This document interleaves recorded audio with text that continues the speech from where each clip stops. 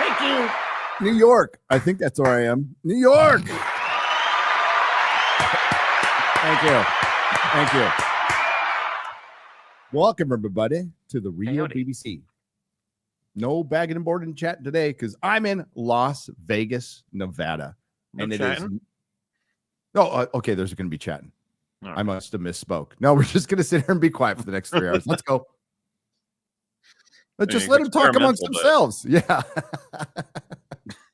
That'd be a good idea. That'd be a good idea. Vegas, baby. No X-Ray girl today because she's traveling here. She's traveling here right now. Cool. As we speak. Neat. No chicks. Thank God. Yeah. No girls allowed. No girls allowed, man. There's one thing that's really gay. It's girls around me. They have cuties. Yes. It's the Manosphere episode of the Real BBC. Let's go. Yeah. Women suck. Yeah. Don't get married. Don't have kids. That's gay. I mean, what? What's 2 plus 2, bitch?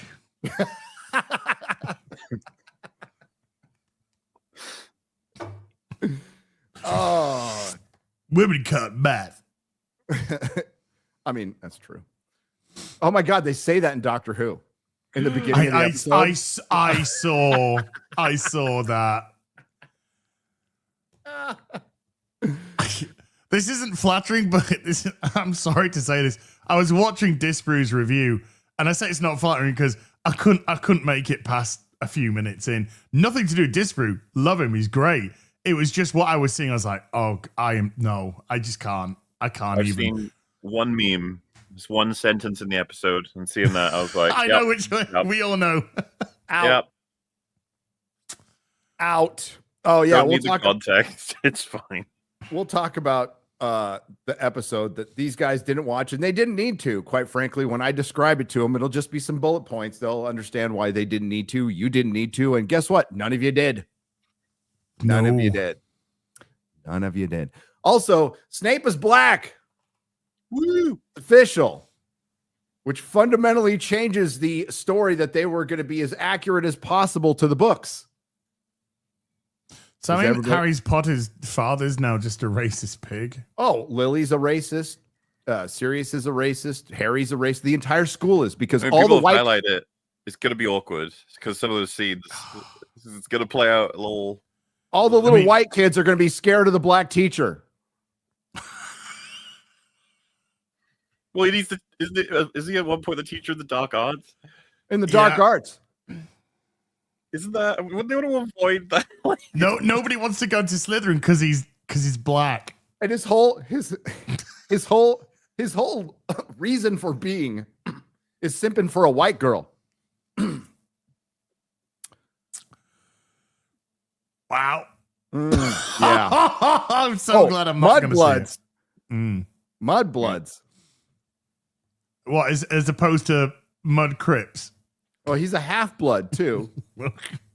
Well, yeah, half-blood Crips or half-bloods, half-Crips. No.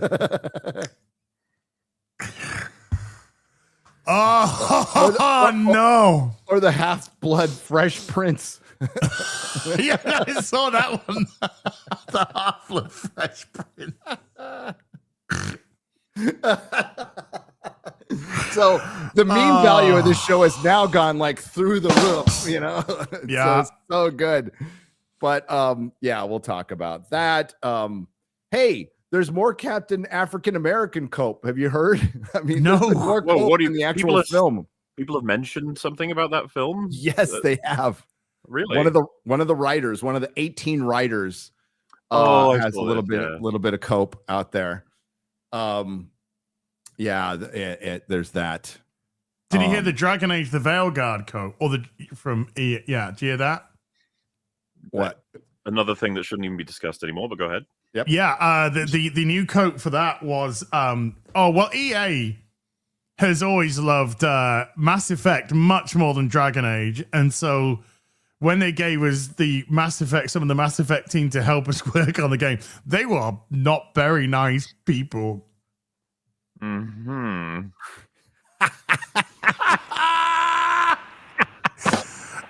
let's be honest though. Wesley Snipes as Snape. We'd all want to see that. I'd actually Yes. like that. I'd watch the shit out of that. Day one. Last of Us 2 episode 1. I'm never gonna watch this fucking show. I'm only gonna watch the scene where Joel gets his fucking head caved in by a It firework. came out yesterday, and I was in a call with Ringy, and he was like, "Right, we got to get around to watching it at some point." And I was like, "Have you seen Mobland yet?" And he's like, "No." And I was like, "Let's watch that." We watched 2 episodes of that. Then this morning, he was like, "All right, We lost time." everybody. There we go. What? Oh, time. You guys pause for me. It's fine. Go on. So the next day, it was like time to watch The Last of Us, and I was like, "New episode of Mobland just came out." Do you see Let's watch that. Like, Let's watch that instead. see did, the and I set enjoyed it. leaks from Supergirl? you talking about Lobo? Yeah. Yeah, Jason Samosa as Lobo. Yeah, Jason Mimosa. Leviosa. Leviosa. Leviosa, motherfucker. Is that what's? Oh no. I've also seen what she looks like in her Superman costume. Supergirl Yeah, costume. no, you said it right first time. Yeah. You said it right first. I haven't seen that. Can I see that? Oh, a little bit. Oh, she's in a skirt. Wow. Yeah, it looks pretty good. Good. We'll get to all that. Oh, and it's they're actually doing the blonde Supergirl, not the brunette one from Tom Taylor. The one that Gary. Yeah. Are we fading out? Oh, you were gone, mate. You were gone. You were lost in the sauce.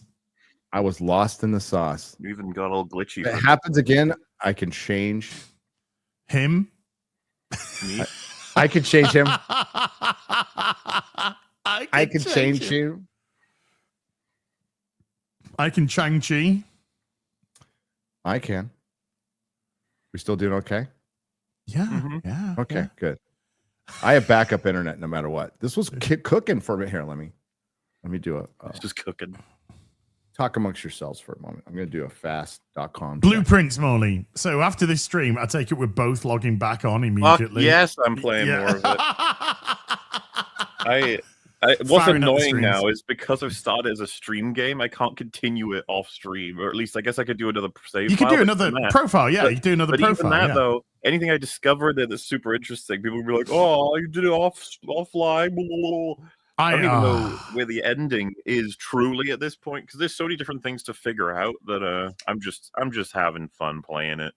I'll tell you what, some kind of magic is being done with this game where it makes time move 3 times faster than normal whenever you play it. Yeah, it goes quick, doesn't it? You'll literally open one room and an hour's gone by and you're like, "Excuse me, what the fuck?" I on my stream today, on my first room of the day, which was I think day 15, but on the first room of the first profile of the day, whatever, first day, I ended up taking an hour and 39 minutes. On a run. Yeah.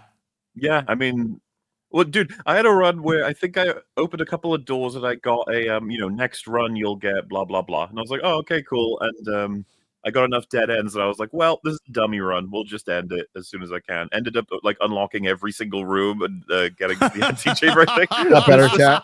Well, just goes like that sometimes. That's the thing with roguelikes. You kind of gotta commit even on the worst start ever. Like if you get all shit, it's like you have no idea what might happen. Well, exactly. You just got to see where it goes, see what you can do, see what you can find, see if there's anything. Dude. Like I was locked off on one. I ended up getting 2 red letters. Working out the security code for the safe in the boudoir. Oh yeah. I only did that recently. Yeah, it's just like Didn't duh. get through. Yeah. There's doors, right? There's so many you doors. Wouldn't like Holy it. shit.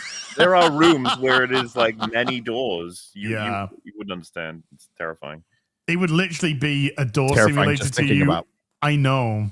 There's a door room that makes it so you can open more doors than Yes. you What? had previously. I know. Think of that. Doors that multiply Sounds doors. like punishment. There's a There's, door room that has 7 locked doors, which have doors hidden behind those locked doors. All right. I keep pausing. Yeah, you do. Talk about your blueprint game.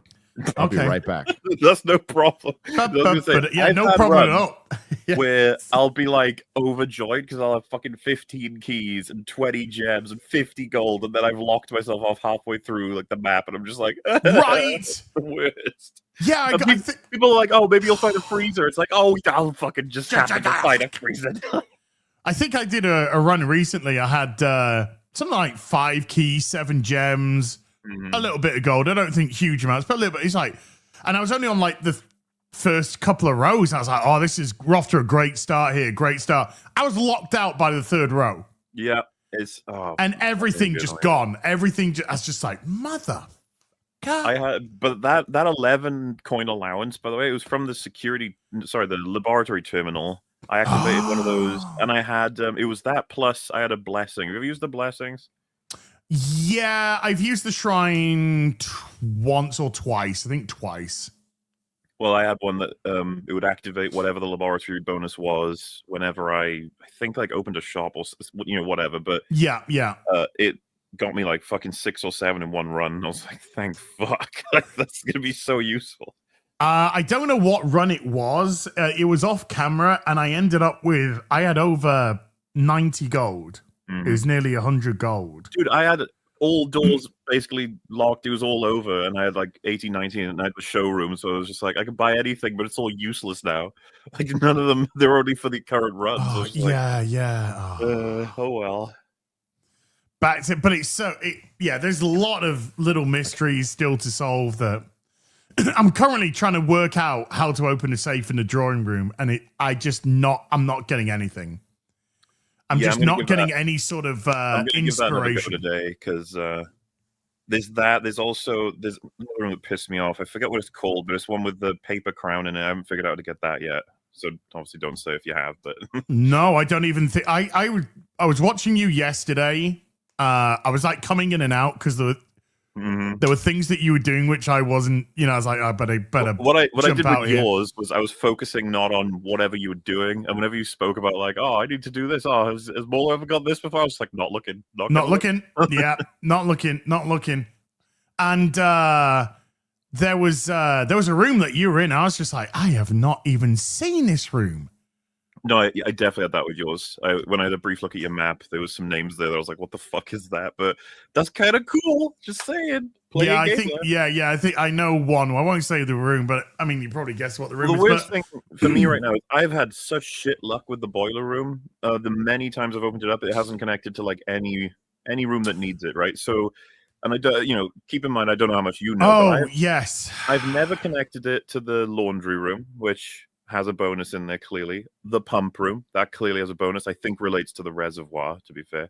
Then because I think it's going to allow the extra storage tank in the pump room to be utilized. I think so too, yeah. And then the laboratory, I know I need to fucking get it into the laboratory, but I've never, ever, ever had the fucking chance. Same, because I found a memo that has got laboratory, the handles, what you need to do with handles. Yeah. Or at least one of them. Well, I assume there's a clue in the room with the periodic table, but it's all good. Like but there was I did go to the laboratory, and the thing that I had for the experiment was and this was I got the laboratory on the 2nd row, right? So I was like, oh, this is cool. And the thing it set up was, hey, if you use an archive room, you'll get a letter added to the mail room. So I was like, oh, that sounds really good, actually. So I did that. And then when I went to the door to open it, it gave me the archive room. So even though the archive room was on the bottom, I was like, fuck it. Let's go for it. I ended up with 8 letters. And the run was really good. It was a really good run as well. So when I got the mail room, and then I procced the mail room, went into the mail room, there was a stream of consciousness in information that was given in those 8 letters. Neat. Including the passcode to the terminal, and how to use certain pumps and other things. It was just like, that's the thing that's the pro and con about the game. I don't think I'd be critical about this from a design point of view. It's just that it creates certain experiences. They usually have something that needs to be figured out, and they have multiple meaningful ways to figure it out, which I really like. At the same time, that means that there are certain times where you work to unlock a thing, and it's like, there you go, now you can do thing you've already done. And you're like, oh. Yeah. Okay, you know. I get, yeah, there's certain things I've gone, oh, I've finally gone to here, and you've been like, oh, that just shows me how to do that, which I knew.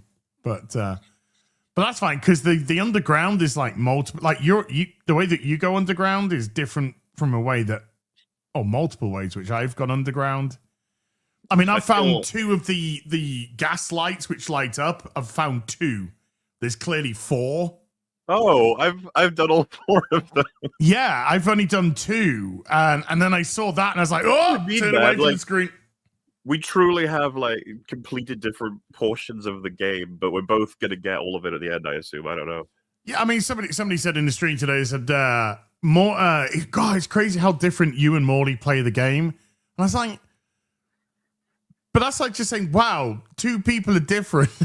I think the truth is that makes complete sense. Yes. The game is built such that everyone's decisions are going to be different based on all kinds of different things. And then the randomization means they end up with a different, plan all the time.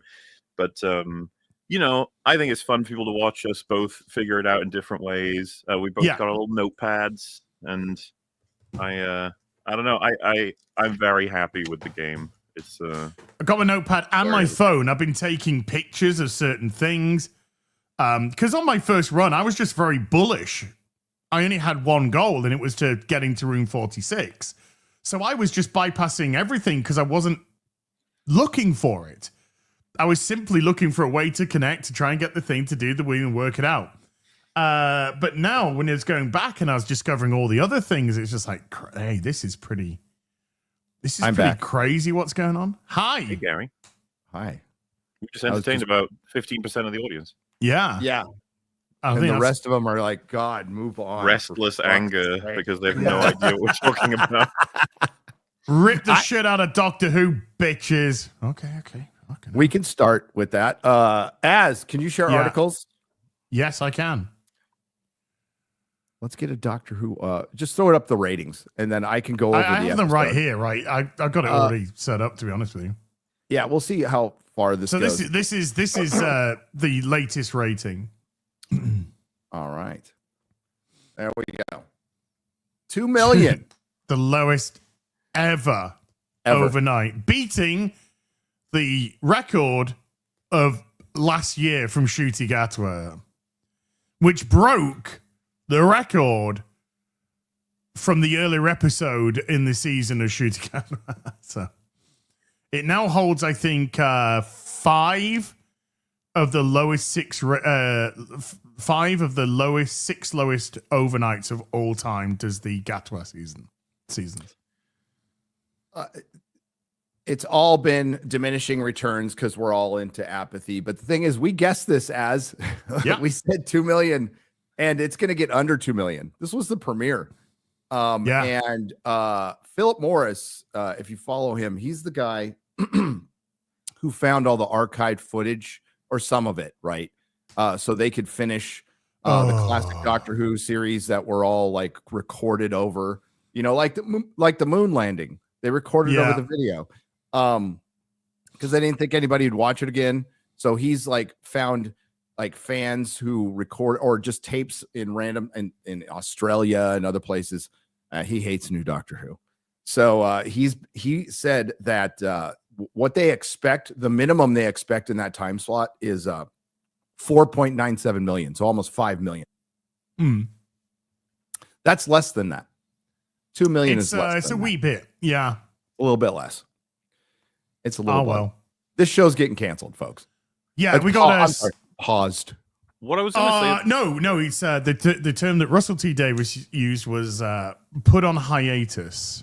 There's audio of that, right? There is. I think I can find the link. I think I can. We got 7 has it been episodes. registered as like a failure then, as in, or are they just like, this is just this is normal life cycle stuff. No, they haven't said that. But remember that Russell T Davies was begging a year ago for renewal of season 3. Right. He was saying, we haven't heard anything yet. from Disney and the BBC, but come on, let's get season 3, kind of beg, and then it got very quiet because I think the word pretty much came down that Disney were most likely going to drop out now after this season for funding. It didn't even proc a rating, remember, for Disney. It didn't proc one. No, How's not the marketing even been for this? Because I just don't see it around much, and people are definitely not talking about it. I didn't even know it was on until I think 2 days or the day before it aired. Somebody said, "Are you going to watch Doctor Who tomorrow?" Or something. I was like, "What?" I didn't even know it was on. Not that I would anymore because it's shit. No, that they did no promo for it. It never pinged on Nielsen or Samba. They did say, well, it was in the top 10 programs for Disney Plus. For Disney Plus? For Disney Plus, according to Disney Plus. And that's only Disney Plus. So that's not counting Hulu. That's not counting ESPN, which are all bundled in. And it was like well behind Bluey, which is always number 1. And then movies that have been in the theaters. And it was like number 8. Which means it's the amount of, like, Disney doesn't even want this anymore. Like, that's how bad it is. Disney doesn't want it. They gave him £100 million for 2 seasons. They couldn't even. What are you doing? They probably thought, oh yeah, that'll be a sweet investment. It'll do well on the BBC. You know, they'll sell it to countries. We'll get probably some kind of kickbacks from those. Blah blah blah. Nah. Imagine Gary and Morley in this spell of about a decade, 12 years, the BBC have killed their 2 biggest worldwide exports, Top Gear and Doctor Who. Top Gear is now cancelled, and Doctor Who is about to be cancelled at the end of this season. That's insane. We got a lot of golden geese being destroyed by the prospective owners. Because the BBC always wanted Clarkson out because they wanted their version of Top Gear, which conformed more to their. BBC fired Jeremy Clarkson faster than that news presenter who was like soliciting 15-year-old boys. Oh, Hugh Edwards. Well, yeah. I mean, in all fairness, Gary, that's kind of what the BBC does. It kind of protects those guys. Yeah. Yes, a little bit. Yeah, the BBC is well known for protecting Fredos and stuff like that. That's their kind of thing. But yeah, they didn't like Clarkson because, they didn't like. I mean, the whole thing with Top Gear is really interesting because the earlier seasons of Clarkson's Top Gear with Hammond and May, Clarkson actually set up a production company, and he had full control because of it. So he had the production company which owned the rights to Top Gear, so they had full control over the show. That's why the show was so fucking good, because they could make it that they would want. And I think it was in 2012, maybe 2010, the BBC bought it for $5 million. They bought the production company so the BBC could now start having more control over the Top Gear IP there. And then they initiated the 3 strike system for Clarkson, and he got like a couple of absolutely spurious strikes, and then even the final one where he kind of slapped the guy. There's a lot of information about that night. Not saying it was right to slap the guy, but there's a lot of information about that night. The BBC, they just recorded either one of the episodes. Yeah, they just recorded an episode, and then the BBC wanted them to fly immediately to go to location and do something else. So they had to get into a helicopter, fly by the time they got there, because they wanted to unwind after the show.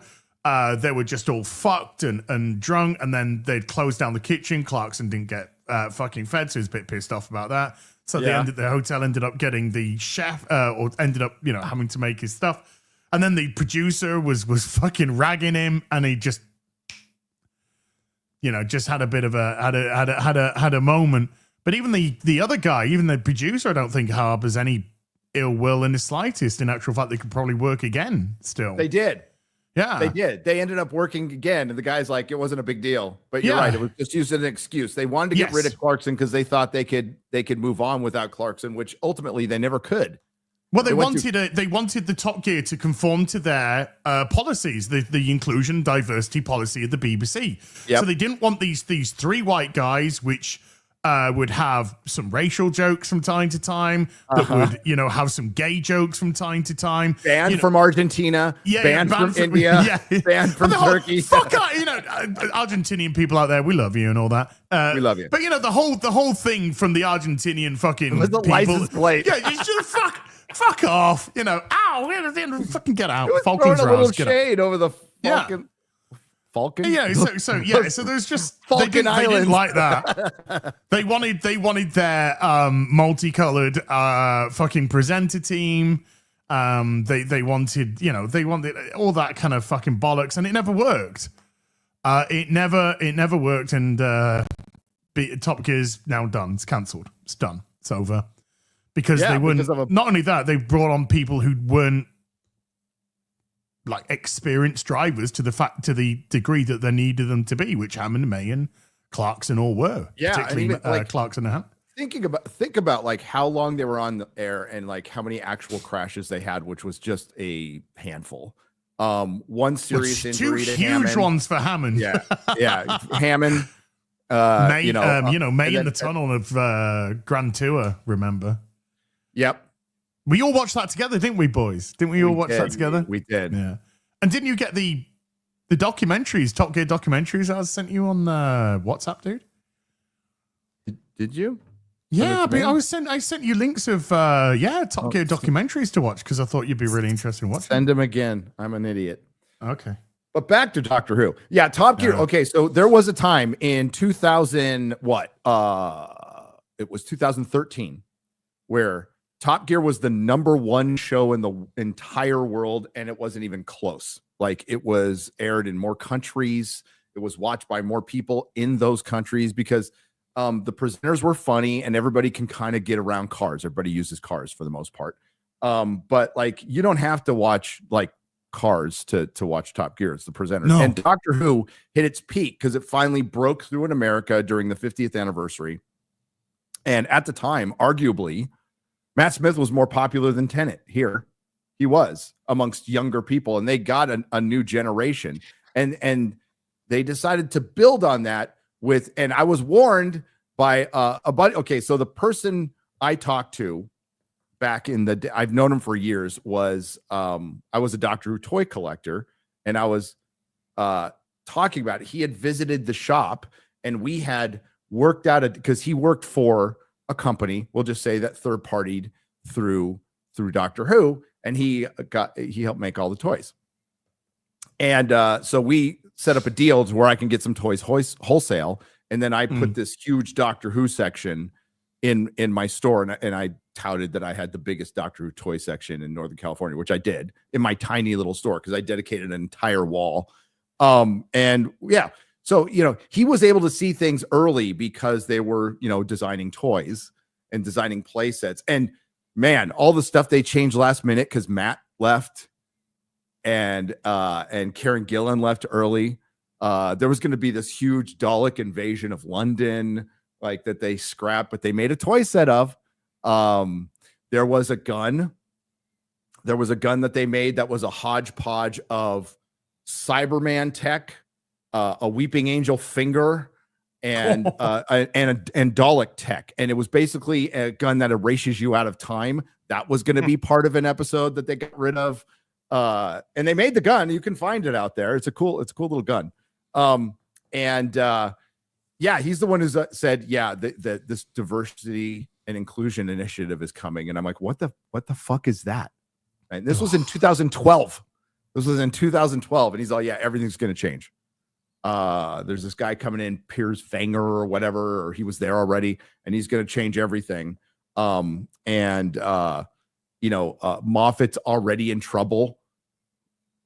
Yeah. Because they're considering him sexist. So Moffat like really reacted to that. He's like, no, I'll be a team player. And like, listen, he drinks the Kool-Aid too. So that's where the change started for the BBC. It was way before it was like really noticeable here in America. Right. And that affected Top Gear, that affected Doctor Who. And we see the result. So New Who, which started in 2005, let's just be real. Eight, sorry. eight good seasons. So about half of it's good, and now about we're in 15. Even though they're calling this season 2, we're in season 15, and half of it like just sucks, just absolutely. Well, it's season 2 because this is a completely different character. Well, it's a completely different show, yeah. Well, it's not. I mean, it's literally a different character because this is a split from 14. 14's still alive, so this isn't actually the Doctor. So that was the guy who told me, he's like, once they, the Doctor's a woman now. But they're not going to be happy with that because they know that most Doctor Who fans will just skip her and go to the next one, once it's a guy again, right? And he's it inevitably will be a guy again, right? And he said it'll probably be a black guy, and I'm like, whatever, that's cool. But little did we know. So he's the one who said, yeah, they're gonna fundamentally change the origin, so you can't skip her. And that's what they did. That's exactly what they did with the Timeless Children. And that broke Doctor Who, and everything else we're seeing now is just like, I don't know.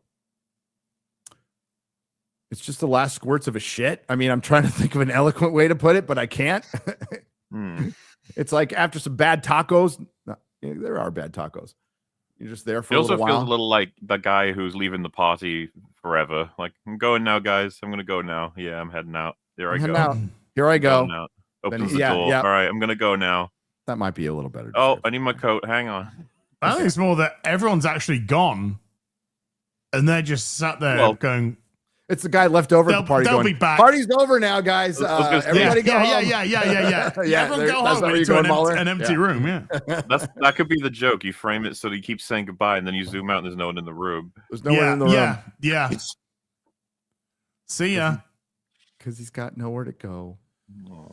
Got AIDS.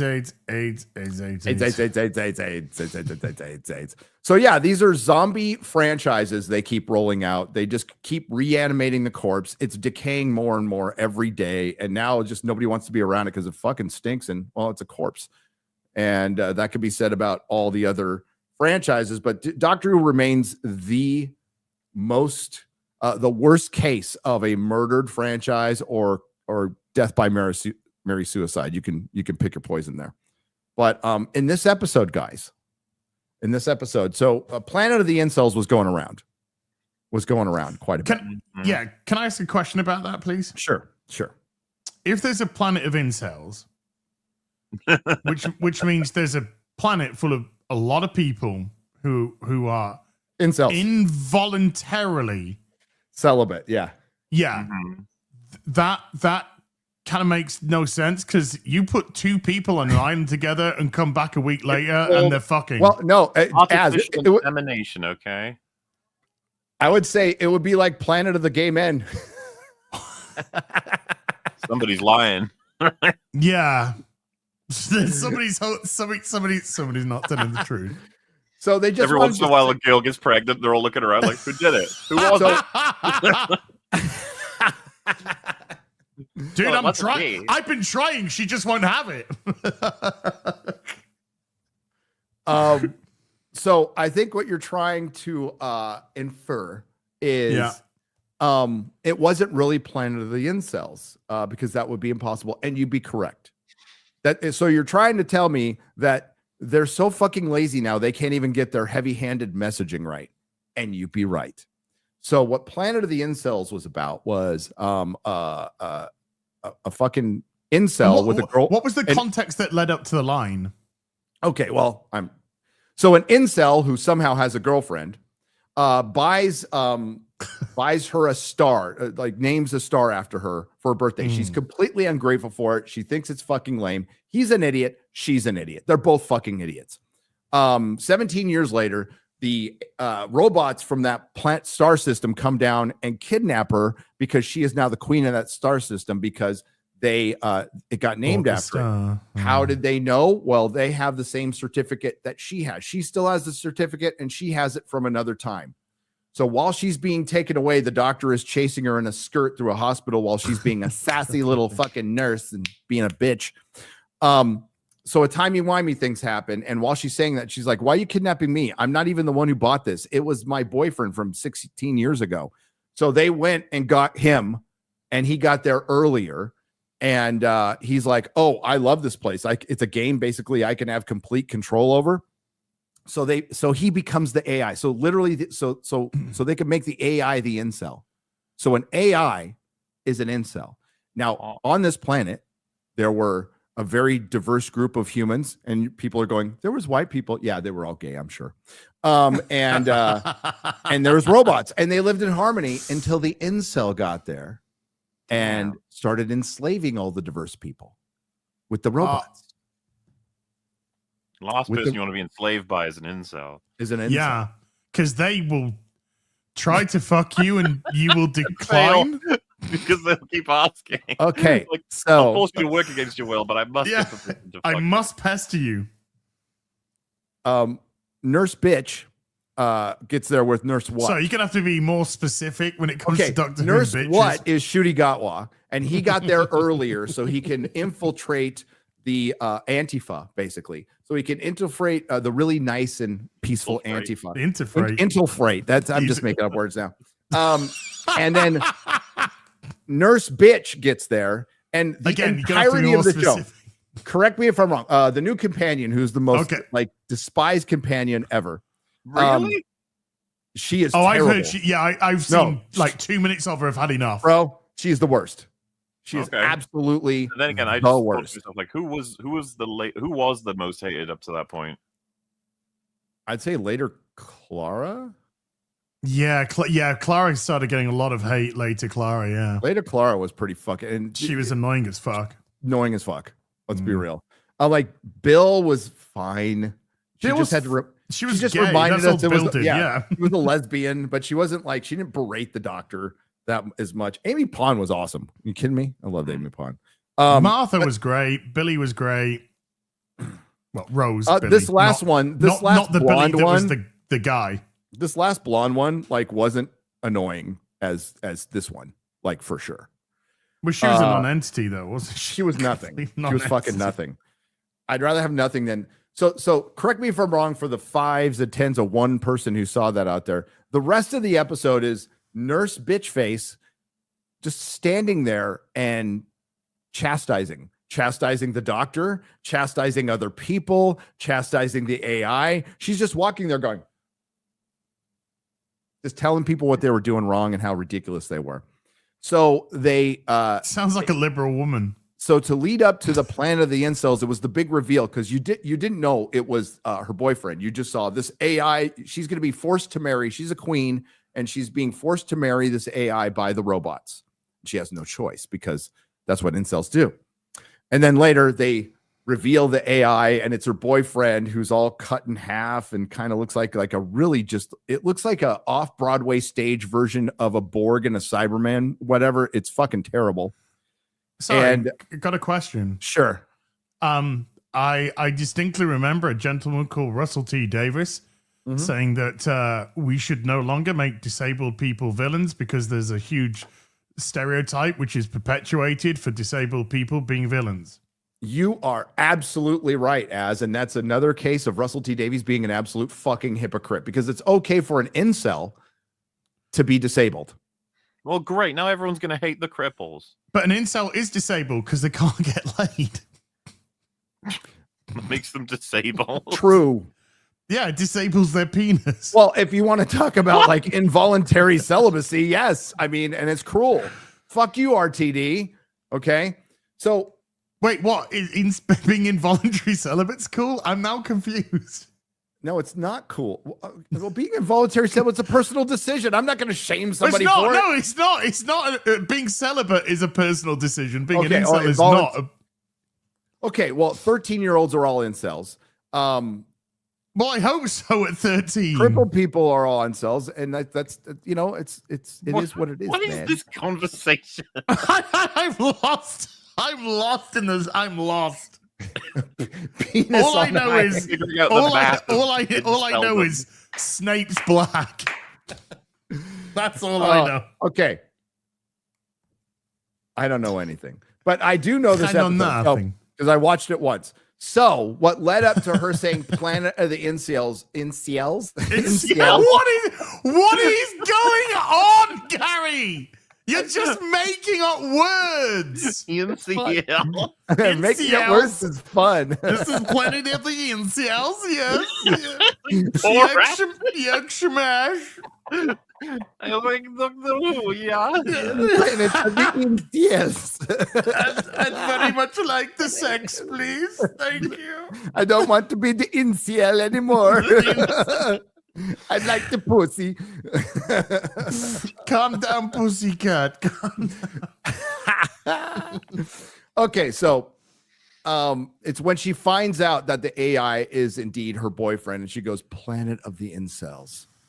But they Which haven't is dated just for wrong. 16 years?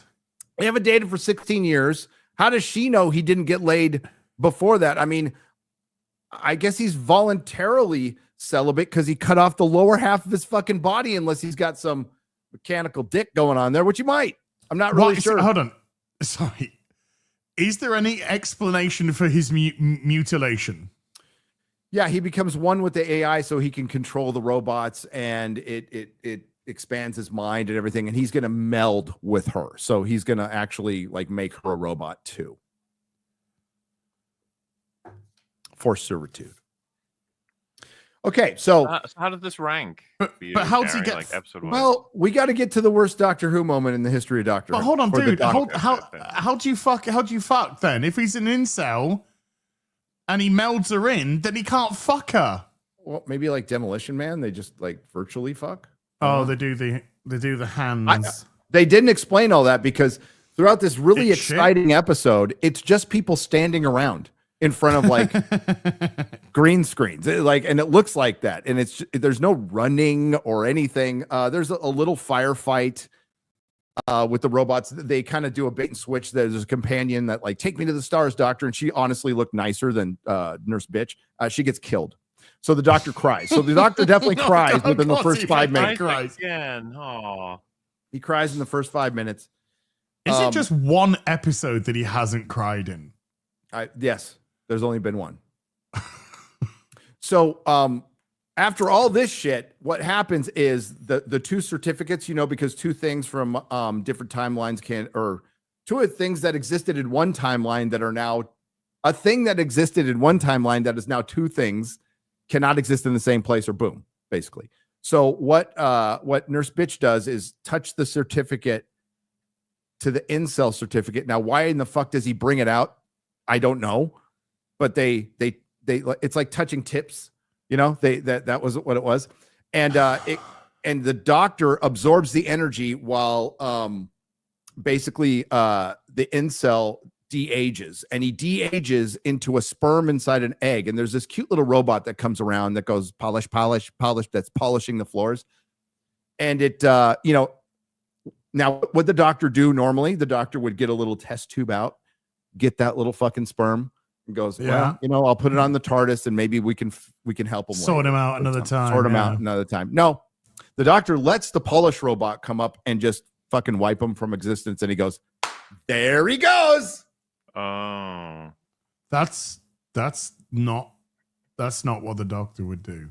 That's not what the Doctor would do ever. Ever. That is fucking that's bitter RTD bullshit. So yeah, it's fucking retarded. You're right. And it's like nobody cares about Doctor Who, but like watching that I'm like, oh well, it should have been canceled years ago, guys. But yeah, it acts as a cum rag. It does, but he's still technically alive. He's still a life form, and the Doctor would not do that. The Doctor's the Doctor offered the Master. He's like until you get better, I'll watch you. I'll take care of you until you can rehab. He did stuff like that all the fucking time. They never took him up on it and ended up, getting imprisoned or supposedly dying. But this one, he never gave him the chance, and he was happy that he died because he's an incel, because they don't matter. And you know what the incels are? They're a stand-in for the parts of the audience that they hate, which is the vast majority of Doctor Who audience. They hate what the audience has become. They still think they're right. And they're like, do you think this is projection and it's really just complete and utter self-loathing? Well, I think this comes from a place of self-loathing. Yes. It's got ultimately, to. Yeah. It comes from a place where I don't feel I'm right. Like, and it probably stems back to, Russell, being a gay man when it was hard to be a gay man. And he probably went through a lot of shit, which is probably not fun. But as I said yesterday, it's like you have to rise above that stuff because it's not things you can change. Now, you could be bitter the rest of your life, but that's not going to affect the people who picked on you, who gave you shit at all. It's, the saying about resentment. It's, it's like taking poison and expecting somebody else to get sick. So all of these issues with the demanding, respecting pronouns and all this shit and demanding stuff, the world doesn't owe you shit. It was cruel to you.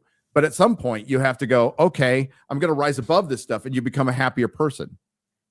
And that didn't happen in this case, apparently. And you're right. It's projection, and it is probably because of a lot of cruel stuff, but he's just passing it on to an entire audience. But he came back. He came back to be ideological. He said that. I came back to send a message.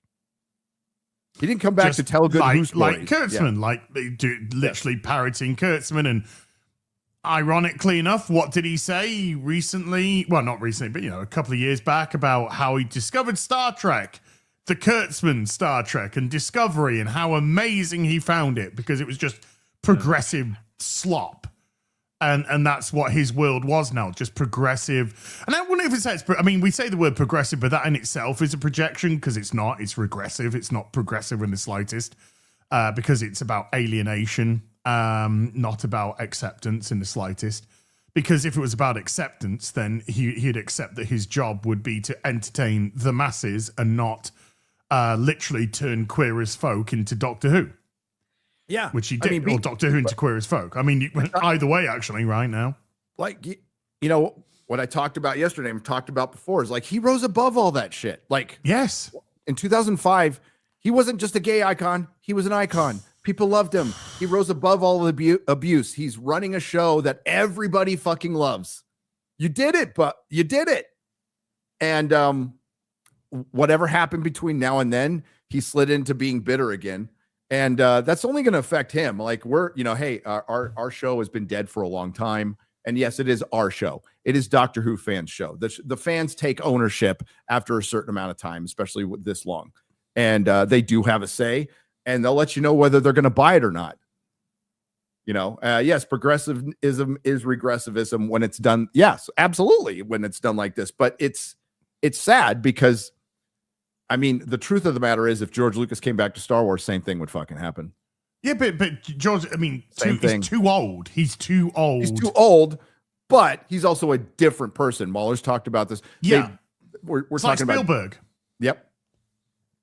He's a different person. Same thing would happen, folks. Sorry. So it is personal. It is sad. And that's part of that's the victim culture as. Victim culture is like we have started to reward victimization. That doesn't take away that you were victimized, but there's some point where you just victimize yourself. Yeah, because the person who victimized you is dead and gone, and it's been years. And if you're just gonna harbor like, I had a horrible childhood, or I was abused, and like a lot of people were, I was, but there's a point where you just gotta you have to work through that. You have to forgive, which is really fucking hard, and move on so you can have a happy life. Yeah. And that's why victim culture is so dangerous to kids, to adults, because there is a point where you have to face it. You have to work through it. You have to, not even in a religious sense, in just a moral sense, for yourself. You have to forgive the abuser, the person who lied to you, the wife who cheated, and then move on. I'm not saying be buddies or anything. I'm just saying move on for yourself. Whatever happened, a sibling who, stole a bunch of drug money or something like that, whatever happened, you have to eventually move on from that. And, like a confident trans person, you call him a dude, he's not going to give a shit. You don't care, whatever. Fuck you. I don't care. They're not going to care. They're not going to care. A confident gay person's not going to fucking care. I'm gay. Very happy in my own skin. I don't give a shit what you think. That's moving on. And we don't have that now. And it's whether it's, they feel it's justified or not. What you're damaging is the audience who never did any of this stuff to you, that hung on forever. Mahler, you remember, even people who were giving Shooty a chance. Oh yeah. We're like dipping out. Like, this is just bad. It's just bad. And that's what it is. It's just horrible writing. The David Tennant return had that sort of thing as well. I started seeing like a shit ton of criticism from people whose accounts I associate with like constant praise. And I was really surprised. Well, didn't we all say that if Russell T. Davies is coming back to retcon the Timeless Children, to insert David Tennant, to get that positive kind of feeling back about Doctor Who, and then bring in his new Doctor, because he said he was only going to do a season, didn't he? Then to bring in his new Doctor, which we all predicted was going to be black because of the BBC, right? And we're like, as long as he's good, as long as he personifies what the Doctor is, then we'd be open for giving him a chance. But he came back with Tennant, and he came back to preach. Yeah. And he killed it all. Yeah, you truly had a chance there to take a different path. Like, if this story could have broadly just been about the identity of the Doctor and, defeating some enemy that's been fucking with the whole timeline, something like that. Yeah. It gives you an excuse to fix everything, gives you an excuse to have a meaningful discussion about Doctor Who getting back to basics, getting back to roots, so to speak. Who better than, this... Sorry, I just realized something. How can we have a planet of the incels when the flux has destroyed everything?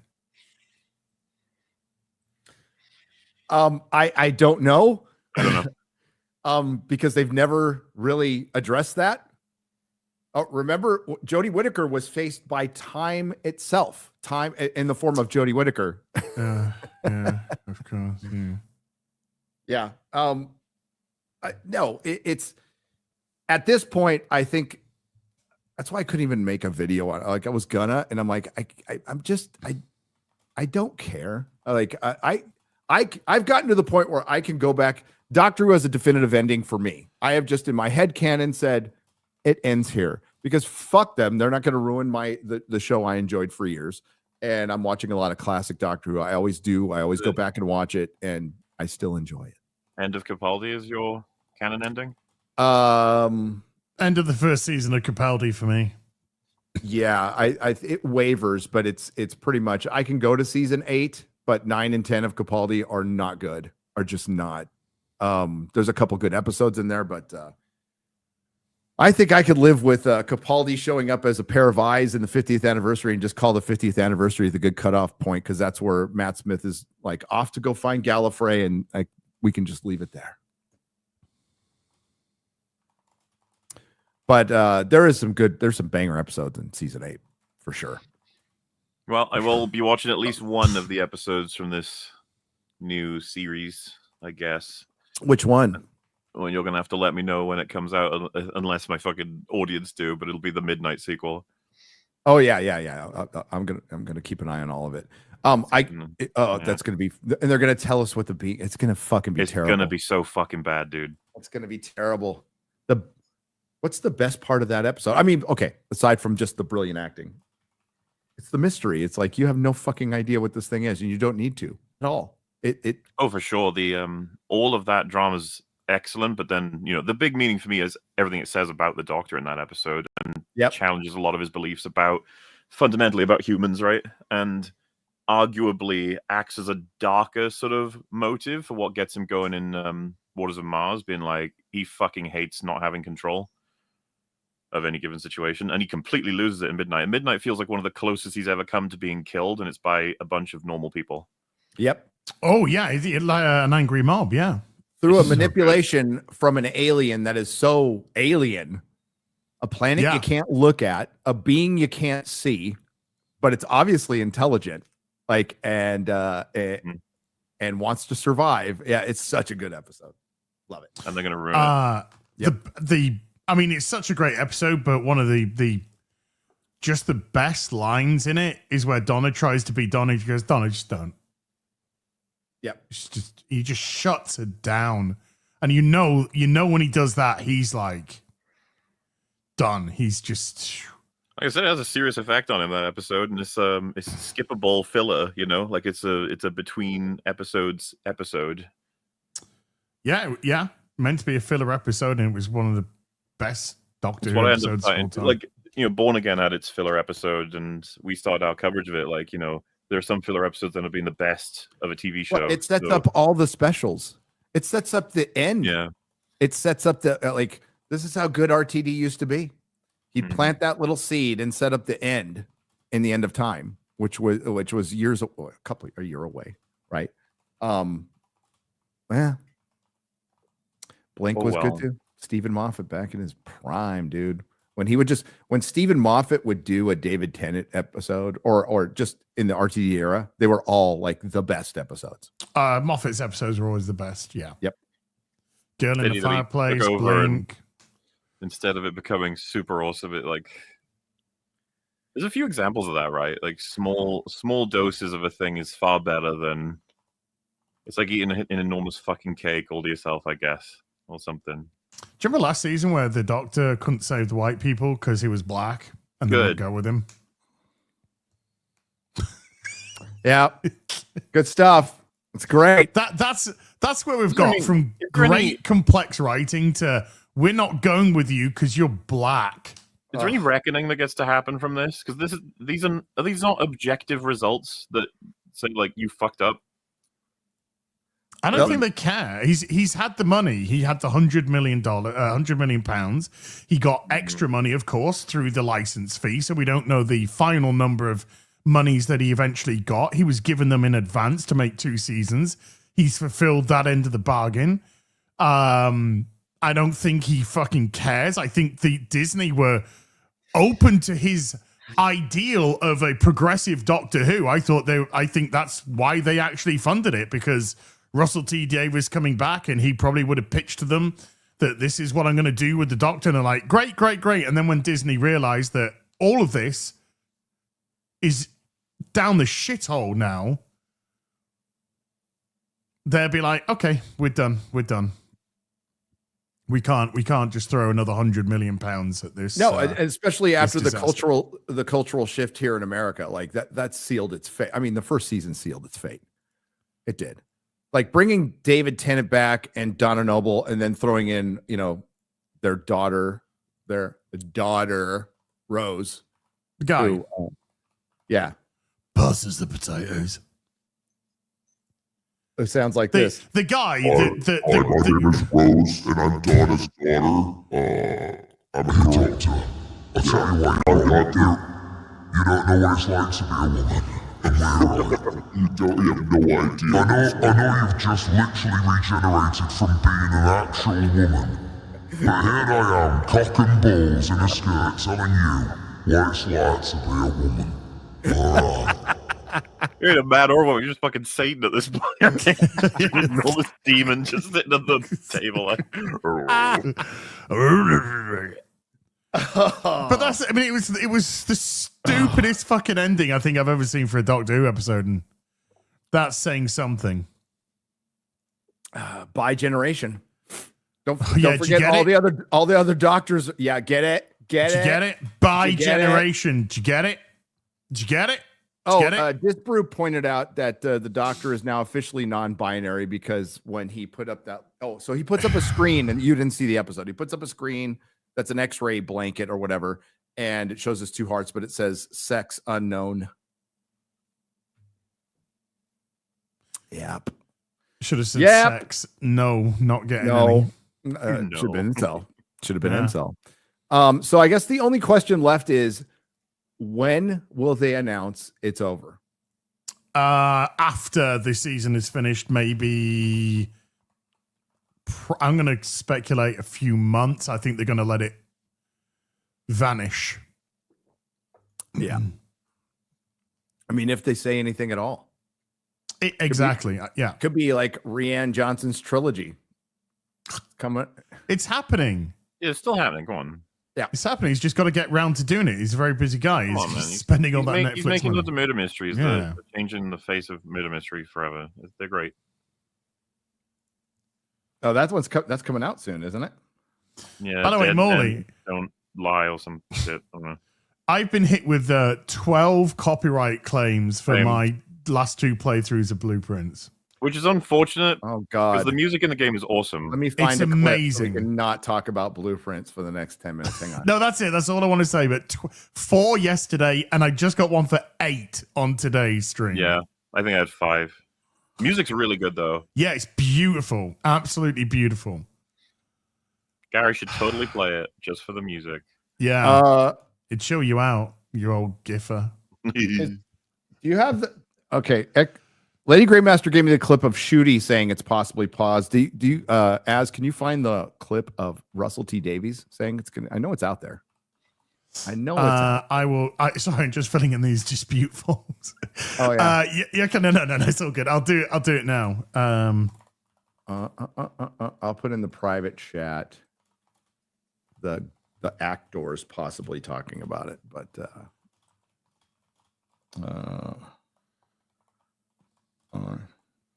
I think he didn't. I think Russell T said it might be good to go on hiatus. go on a hiatus, something to that effect. Yeah. Yeah, I'm just curious the context of it, like the tone. Yeah. I think they like, well, Doctor Who has been paused in the past. Blah blah blah. They always fucking say that. Yeah. As though it's some kind of like normal. I mean, it is normal in this circumstance. You fucking killed it. Yeah. Rusty We've been Davis recommending has freezing it over for a while now. Okay, Doctor Who Russell T Davis has chance to dampen hiatus rumors. Doesn't. Okay. That's the context. Okay, I'll link this. Are you gonna have to share? Yeah, Well, what I can try. Oh, okay. I can let's see if I can do it. You want me to share it? Yeah. Okay, let's see. This is Nurse What? Nurse Bitch. There. It helps if I put it in there. Yeah, it does. Let's hear what they have to say. This will be really Okay. not like I don't know how hot this is going to come through on the volume, so I'm just going to turn it up. Okay, we'll see. just turn it up. Very quickly, Series 3. Anyone know anything? Series 3? I don't know. I'm asking you guys. You should know more than me. I don't know anything. I kind of know that the Doctor's reached the status of like Robin Hood.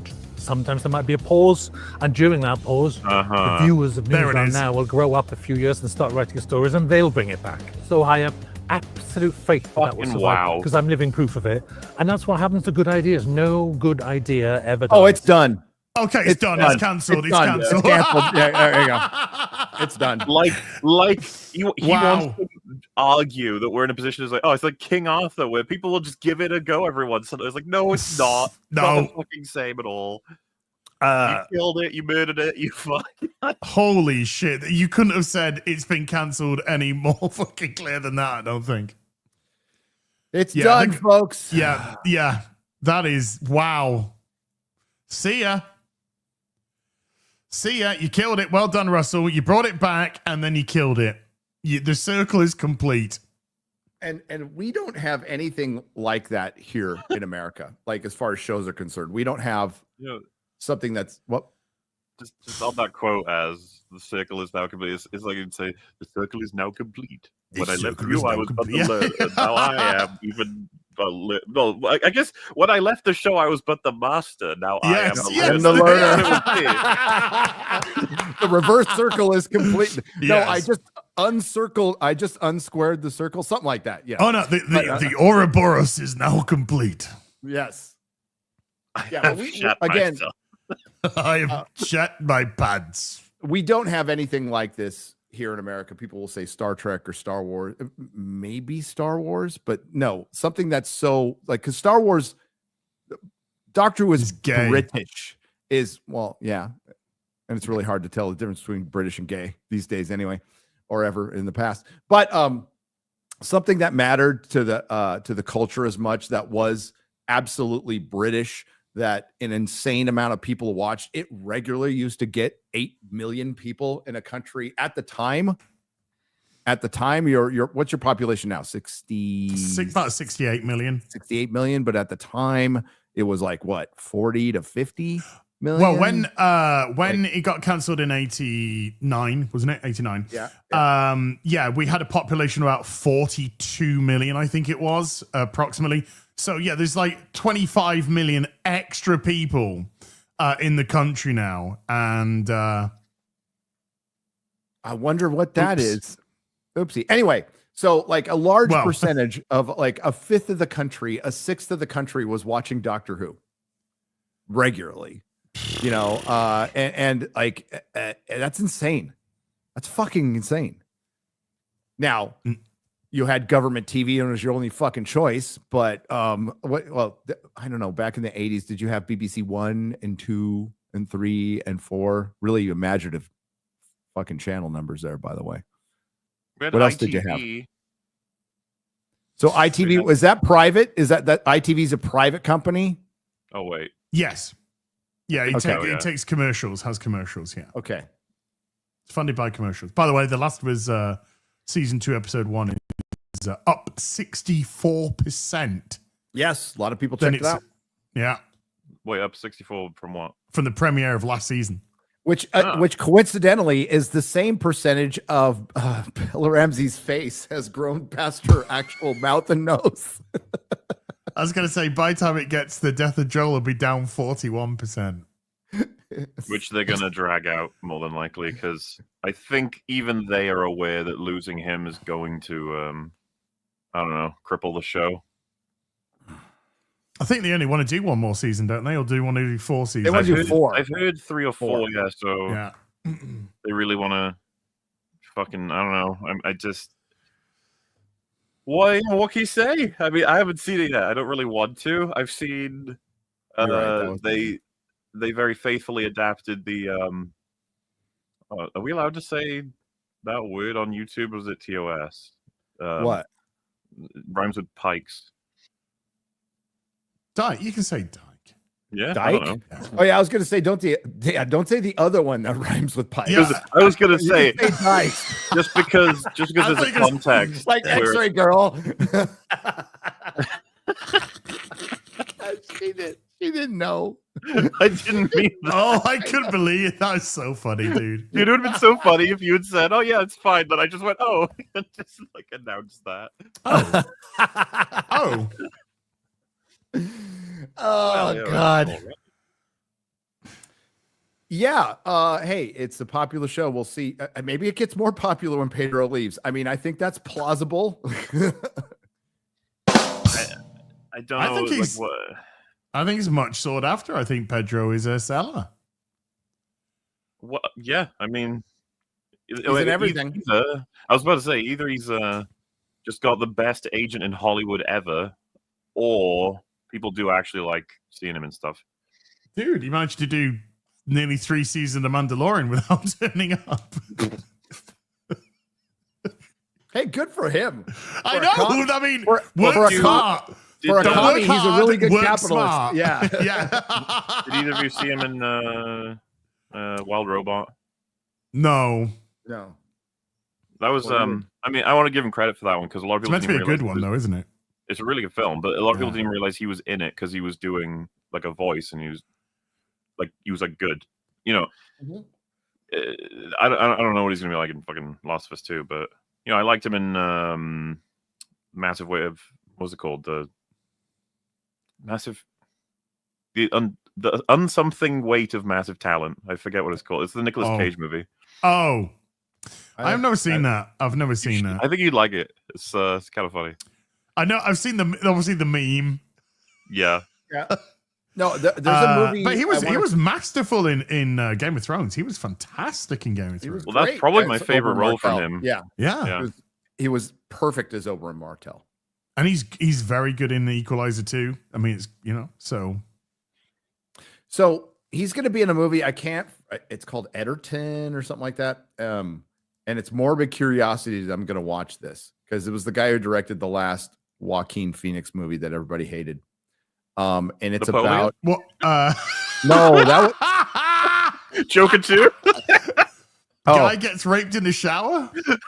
He's been in a lot of hated movies recently. It's like Bo is afraid. Yeah, Bo is afraid. Okay. Sorry. Okay. So I need to be specific.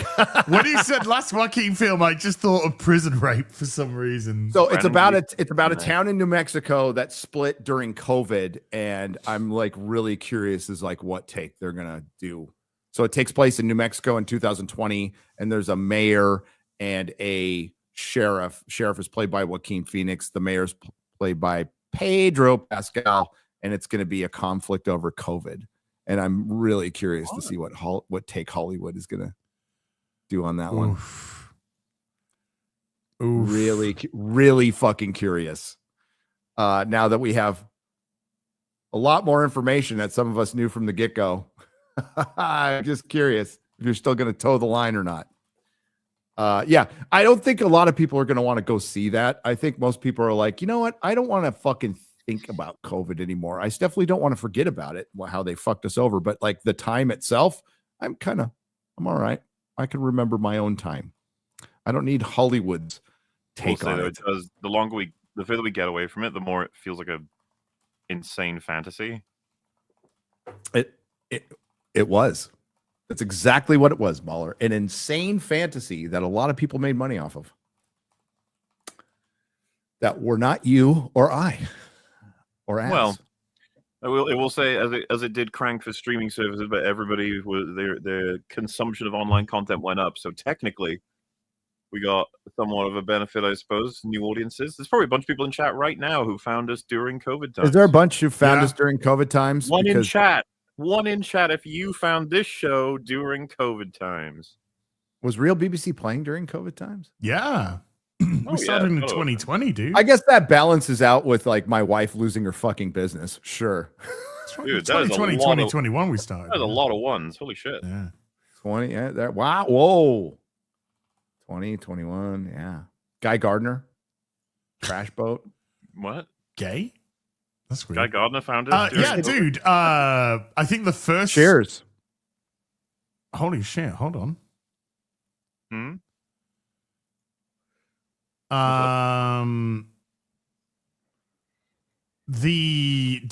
were going in 2020, man. July of 2020, we were doing Real BBC, just you and me. So there we go.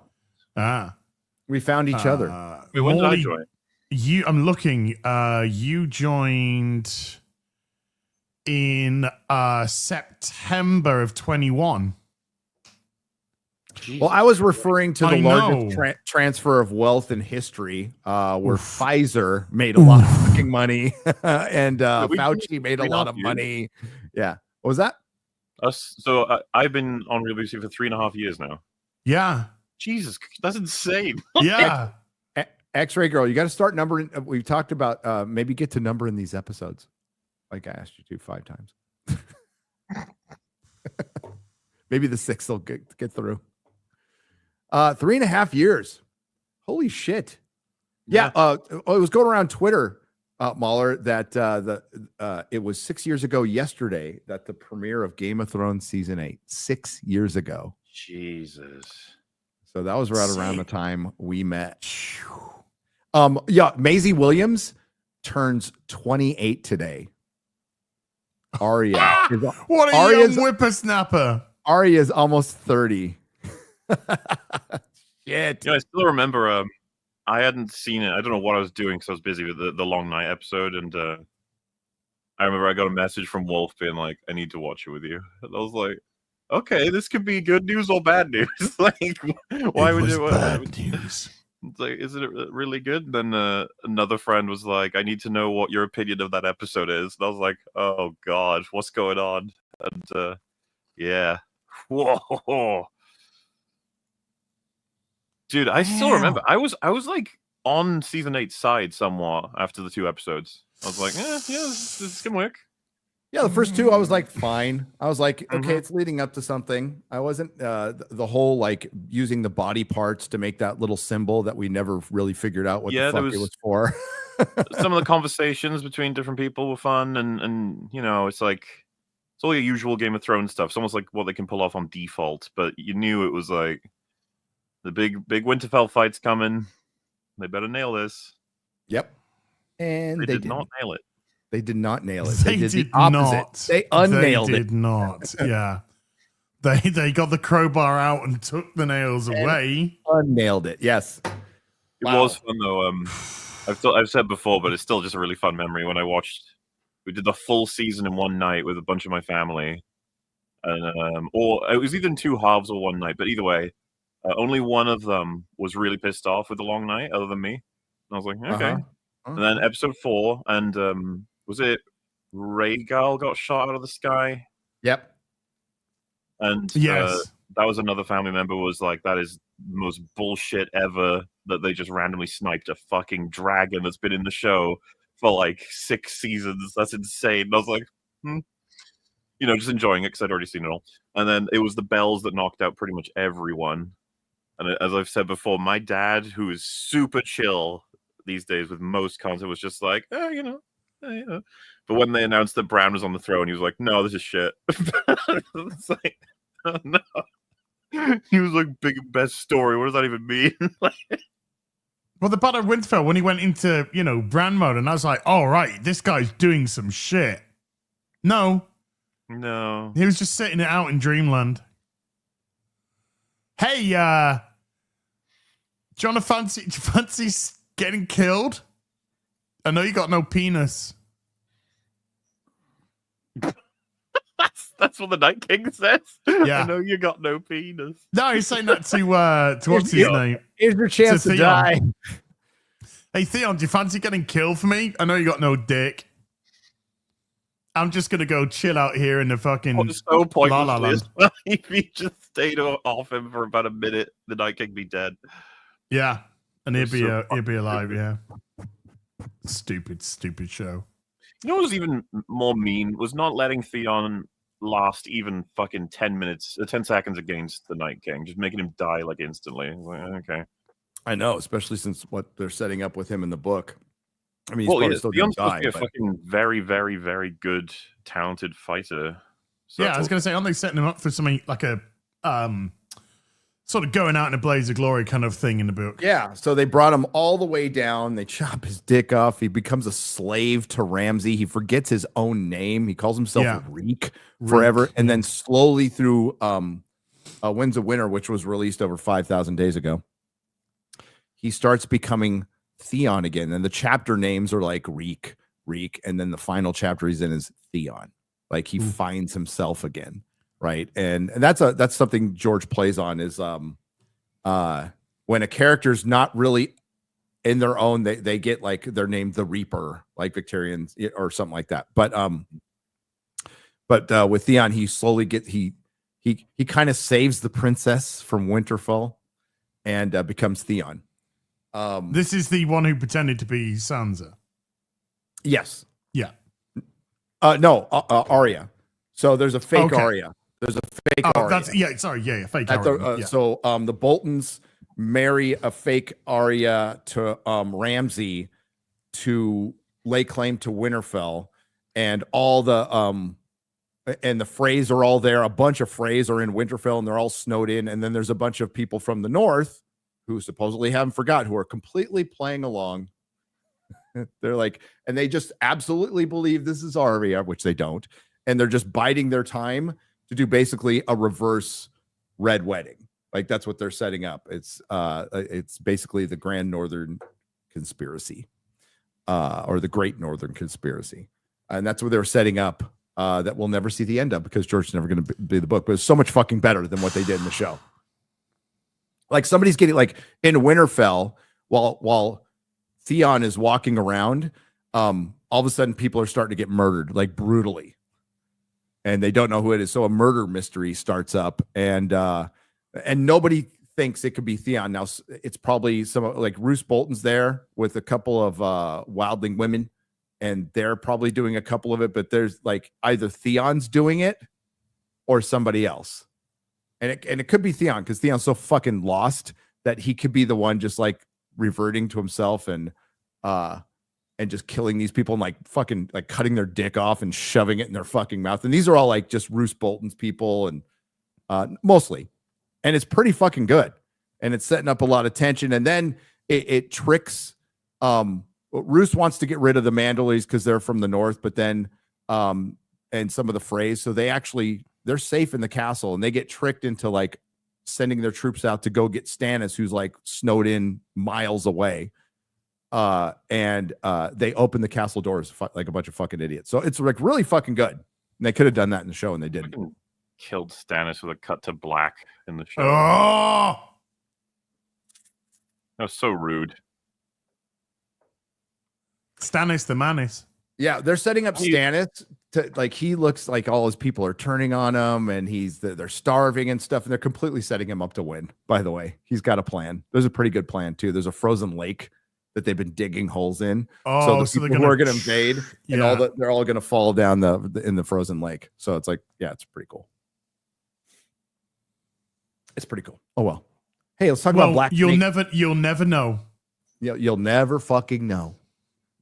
You'll never know, because George made a big announcement that the direwolves are back. All pissy about. Don't ask me about wins and winners. It's like, fuck you, dude. Fuck you. Should have just said it's been over 5,000 days. We're going to bother. Yep. Over 5,000 days, guys. That's fucking insane. That's insane. So, you think the entertainment industry would learn, with the death of Doctor Who and everything that's going on with Marvel, which we'll get to.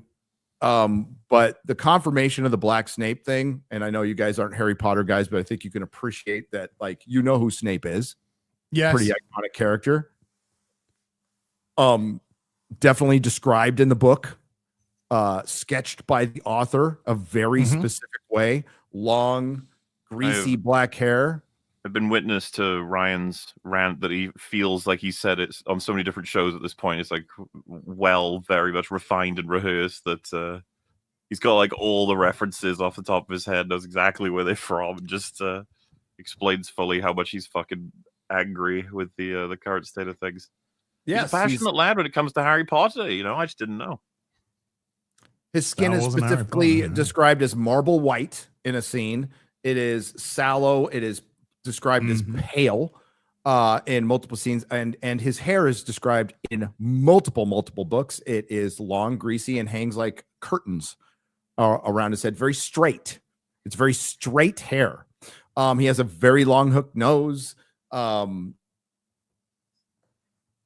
like even towards the end, he does one good thing, right? He betrays Lord Voldemort, but it's for Lily. It's not for shit. Okay, well, I paused. I blanked out for a second. Sorry. It's for Lily. It's not for fucking Harry. He doesn't give a shit about Harry because he hates James. He hates his father so much that he can't forget that because Harry looks like James so much. And they all the other casting, and they slipped it in with the other casting, which all looks fine. Nick Frost as Hagrid is great casting. That's like, it looks like all the casting apart from Snape seems to be really on point. Nick Frost on Hagrid, by the way. I don't know if you saw. Did you see any of the Nevers, Gary?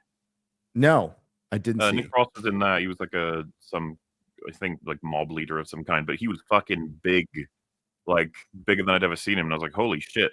And then when I heard he'd been cast as Hagrid, I was like, oh fuck, that's like perfect actually. And then I was just like, how is he doing these days? He's like recently lost 120 pounds. I was like, oh, yeah. Well, good. Like that's good. Fat suit him or whatever, but like he's a good actor. I think I always enjoy Nick Frost in anything he's in. Wait, Gary? Did this? Oh, bye, Gary. Oh, I'm back. Okay, hi, Gary.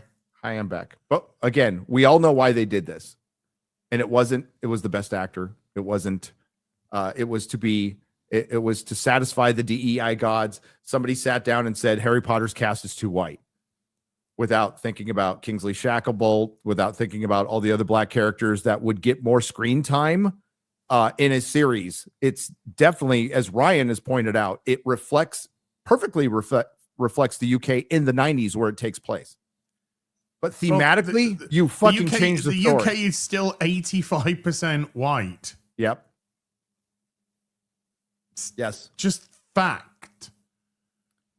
But beyond that, now they're going to But beyond that, now they're introducing racism where it was already addressed with with mudbloods and elves, house elves. There's definitely those themes in there, and now they're gonna introduce it where it doesn't need to be. And you the character is the character. That's what fans they did this because it was too white. They also did this because it was going to be controversial. They also did this because they can hide behind racism when it's just fans wanting to see their character done accurately. Something you promised, HBO. You promised this would be a more faithful adaptation of the book, and that was a lie. So now this is a red flag, similar to the red flags we had with Rings of Power. And it's like, okay, if you're going to do this, Star Trek. Every season's going to be more like the stuff that people like. By the way, I just checked in the 1990s, the UK was 95% white. Yep. So, and there's pretty important black characters in there. Kingsley Shacklebolt, Dean Thomas, Lee Jordan, who's always with the twins. So it's bullshit. And the only reason they did this was the marketing department was in on this. It was to create conversations. It was to create controversy because they still think that is good press.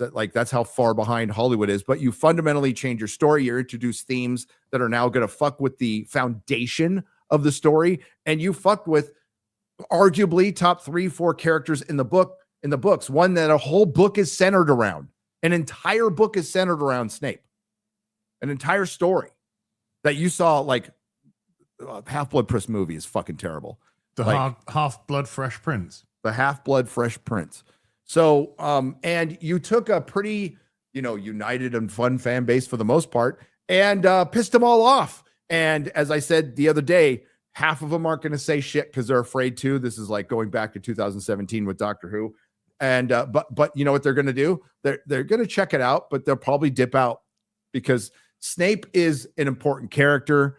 It's an iconic character, and that's why they chose. And then, as Ryan pointed out correctly, I'll wait till the pause ends. Okay. As Ryan pointed out correctly, Snape is not this guy looks like he walked out of GQ Africa, as Ryan says. And it's true. Snake is an ugly, horrific look. Alan Rickman. Yeah, this is a handsome young black guy. She's saying Alan Rickman isn't hot. Wow. Alan Rickman has a unique aesthetic. Now, we love Alan Rickman for many things because of his incredible acting chops. If Alan Rickman was a regular guy walking down the street, would people turn their heads? I would say most likely not. He'd kind of blend in with most of us. But this guy does look like he's just kind of come out of a catalog model. Yep. So are they going to just do the most retarded prosthetics and shit? Maybe. But what else? But now they are absolutely going to fundamentally change things about the story. Don't think they're not. This is your first red flag of many, many red flags. I would have expected them to anyway, honestly. Just wait till they cast the big three. How many times do we get faithful adaptations? Not the often. Is not looking great. Hermione will be black. 100%. I said, let's go all the way. Let's have Andrew Tate be Voldemort and all the Death Eaters are incels and anti-globalists and YouTubers. So yeah, let's go all the way. I'm surprised they cast a chick as Mrs. McGonagall. So go all the way. But we've known this, nothing has changed from the last video I made on it. So if you want to know what I think about it, I made a video not even a month ago about it. And I stand by every single thing I've said in that. So there you go. But Mahler, we haven't gotten a faithful adaptation in a long fucking time, dude. I'm trying to think. Sin City was a faithful adaptation. Watchmen, how do you feel about that? Faithful adaptation till the end, and I don't mind the ending at all, in the least bit. And I got so much shit in my comic store for saying I don't have a problem with the end. I liked it. There you go. Dune is Dune a faithful adaptation? I would say there's some Dune fans out there that would say no because of Chani, but yeah, that's a whole conversation that I've seen lots of passion regarding. But Watchmen's pretty faithful up until the end. Yeah, I would say yeah. But Dredd, is it a faithful adaptation? Dredd's a good movie. Is it a faithful adaptation?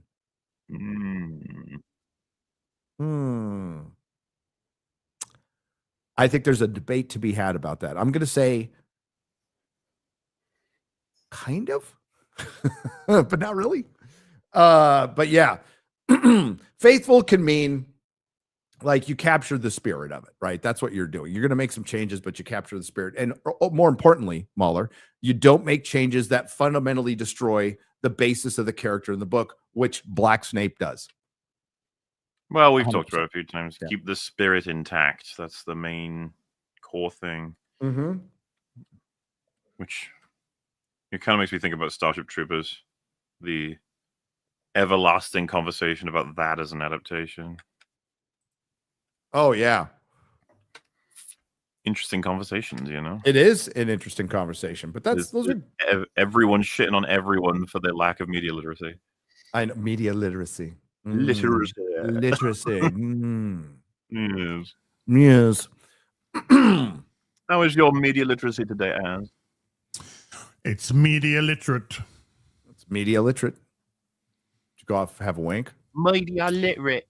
Okay. Has to do that pretty quick.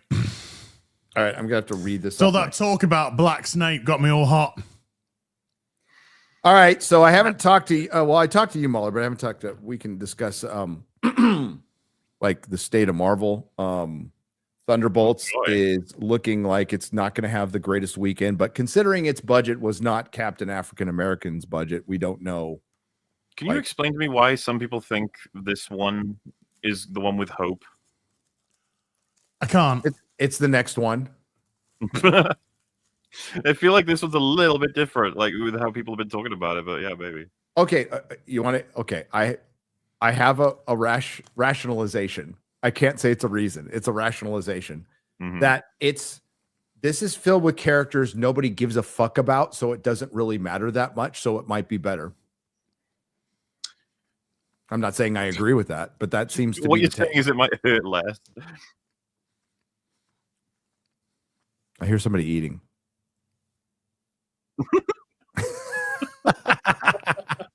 It's eating or whacking. I don't know. Mute your fucking microphone. What do you think of that rationalization? No idea what you're talking about. No, I think that's definitely got to play into it because nobody wants to take ownership seemingly of like how these characters should be portrayed anymore. Anyway, Task Manager, for example, would have been a huge one, but they fucked it up so hard that nobody gives a shit anymore. Well, they're dead. They're dead in the first, half hour. I mean, even without that, I don't know if that information necessarily changes anything. I'm saying that, like, this is still $150 to $200 million film. Yeah. That's still fucking retarded. I think it is one of the cheaper films that they've come out with. I do. Unlike Captain African American and their bullshit fucking budget. I think 180 would be a reasonable budget for Thunderbolts. 180 million, 150 million. Doesn't sound like they had a bunch of reshoots. 100. 100 is pushing it. Yeah, I agree. I think it's just because it's next thing. I think that's why they purposefully put all the Thunderbolts in Doomsday, which, well, they're all going to survive except for the Task Manager. And the Avengers are going to be led by Captain African American. And we saw the picture of Robert Downey Jr. in, I guess, part of his Doctor Doom costume, not the whole thing. And I thought it looked like shit. Yeah, it looked like shit. Was that, I guess, because I've seen it, it does look like shit, but I didn't realize that was, are we supposed to think that anything of that, or is it just like, it could mean anything? I was told by my guy that that's not the complete, how did he word it? I'll see how he worded it. Hang on. So I read it yesterday. FYI, that bearded Doctor Doom RDJ photo going around online, not how he looks in the film. I don't know, but I wouldn't be surprised if there's 2 pictures of him. So yeah, I don't know if it's real or fake. I honestly don't know. I was going to say, whatever he looks like right now might be changed in the last month, for all we know. It could be. Remember the leader? Oh my god! Listen, guys, I'm not going to say anything's obviously fake. And if I mean, you're better than me, chat, you always are. Okay, just but I'm not going to say it's obviously fake because there was stuff that was going around that was real, like that that concept art that was going around. At least Jocasta was real. I know that. I don't know about all the other stuff, but yeah. Now somebody emailed me, and you're right to point this out. Somebody emailed me and said, "Did you ever think that your guy might be just a plant?" And I'm like, "Well, yeah, I would think that with everybody, but I've known my guy for 25 years. For 25 years, I've known him for 25 years." I was about to say, even if what's funny about the idea of a plant is like you have to analyze like what use is it to him to have you as a connection versus you actually still getting fed information by this plant. You know what I mean? Like, it would just be like, as long as you never give away like fucking personal shit. I've also maybe he missed the part where I said this is also the guy who told me Doctor Strange mom was going to be a banger. So take that like how you will. Okay. Didn't they also say that Marvel were very happy with Agatha? Yes, he did, and they were.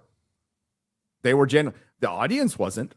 I wasn't, but he did say that. I think Marvel Disney Marvel in their own way thinks they are changing and thinks they are listening to the audience. And what I know now after watching Daredevil, what I absolutely 100% know is they don't know how to change. They don't know what to do. They are fucked. I think Fantastic Four could potentially be a disaster. An absolute fucking disaster, which is something I wasn't willing to entertain until I saw more. And I'm like, and then I heard more from the actors. That reveal just was a disaster. The reveal of the Avengers was a fucking disaster. Yes. The Avengers are a bunch of people nobody gave a shit about. Nobody went to see at the cinema. And they're meant to be the people. So literally, the Avengers Doomsday is relying purely on nostalgia. Not the future, which it should be doing, nostalgia to push it through. I mean, we said that was the expectation of what they were going to do. Not to mention Deadpool and Wolverine was that, so. Yeah, I mean, like, it broke for me. Female Silver Surfer was it's a deal breaker. It's a fucking deal breaker. Always will be. Yeah, I was thinking, do you think Born Again played into this few at all? Yes, absolutely. As I said, like after watching, honestly, it doesn't matter. This next episode, Mahler, could be a fucking banger, and it doesn't fucking matter because you have to consider the previous 8 episodes. By the way, it airs tonight. Finale airs tonight, and of pointless drivel. Gave up. Pointless fucking drivel. They set up Muse, right, to be the big bad, and then Heather Glenn fucking kills him, and then the next episode goes, "I saved myself," while fucking Daredevil just gets bitched out by Little White Tiger, gets bitched out by Fiddle Faddle guy, gets bitched out by his fucking girlfriend, and then Kingpin gets bitched out by fucking Vanessa and Heather Glenn and his assistant. The new characters, Cherry and Kirsten McDuffie. Dude, have they gone? What do they do? They had Kingpin describe Vanessa post cheating on him as more extraordinary than ever. Yeah. Yeah. It was annoying because it's like, okay, well, how would you have Kingpin react to it? It's like, I wouldn't have had it happen. Why the fuck did they make her cheat on him? What is that? Oh, the whole point of that was to knock him down a rung so we can make Vanessa stronger, although none of us thought Vanessa was weak for one fucking second. She was a brilliant fucking character, so they fucked up 2 characters because of their fucking agenda. That's the answer. Way to play it was that she temporarily took over and things were falling apart, and him coming back binds it all back together. That was the obvious play. Yeah. Like I point out, like in Spider-Man the animated series from the 90s, does the Kingpin ever look like he's not in control? For like, the Kingpin is in fucking control. He is a human. He's a very big human that can beat the shit out of certain street level superheroes without superpowers, and he can hold his own against Spider-Man. But he's no fucking dummy. And it's like, we put both characters back to square one again. And then, you know, you make him I'm still waiting for him to be the Kingpin at this point. I love Vincent D'Onofrio as the actor, but now he's kind of becoming a meme. Like his acting's changed a little bit, Mahler. It feels like, or maybe it's just the words he's speaking. The key word you're looking for is flanderized, I think. Yes. He and Daredevil. 100%. The moments that are most celebrated online to me are like checklist stuff. And then Daredevil lets Muse punch him and kick him, and then he screams because he always screams at his like highest pressure. And I was like, yeah, but there's a girl dying right there. He shouldn't be wasting time or letting himself get hit. And it's like Kingpin, he yells, and yeah, I will say, if you go back and watch season 1, it's hard to explain this. So I think this is what you were getting at. The his just deliveries, you know, it seems a little bit more considered, and real. But in Born Again, it's like, always like this. And this is, I don't know. I was like, are you? It feels like he's doing an imitation of himself from the first one. That's not authentic. Yeah. It just feels silly at this point and memeable, right? Well, it doesn't help with all the shit that's going on with the character, right? Like, you know, Charlie Cox and Vincent D'Onofrio's impact on returning and performing, 1, only hides the problems for so long, and 2, there's only so well they can do with material that is absolute garbage. So, I made it to 3. Was it 3 episodes? That's it. I'm done. It's just, I'm done. Well, you know, how many episodes is he, like, they build up like him getting his costume on in episode 7, it was. And then he had his costume on in episode he saved Heather Glenn, so he had his costume on, but he's had his costume on for like an episode and a half. And if you count season 3, well, and then he got shot. So what's he going to do in the last episode? He's been shot. Because if we're supposed to be seeing him with Punisher fuck up those like corrupt cops, I just don't like. How is he going to? One quick trip to the hospital and we skip forward like 2 weeks or something? Is that what they're going to do? I think it's going to be basically Hollywood injury. It'll just be forgotten.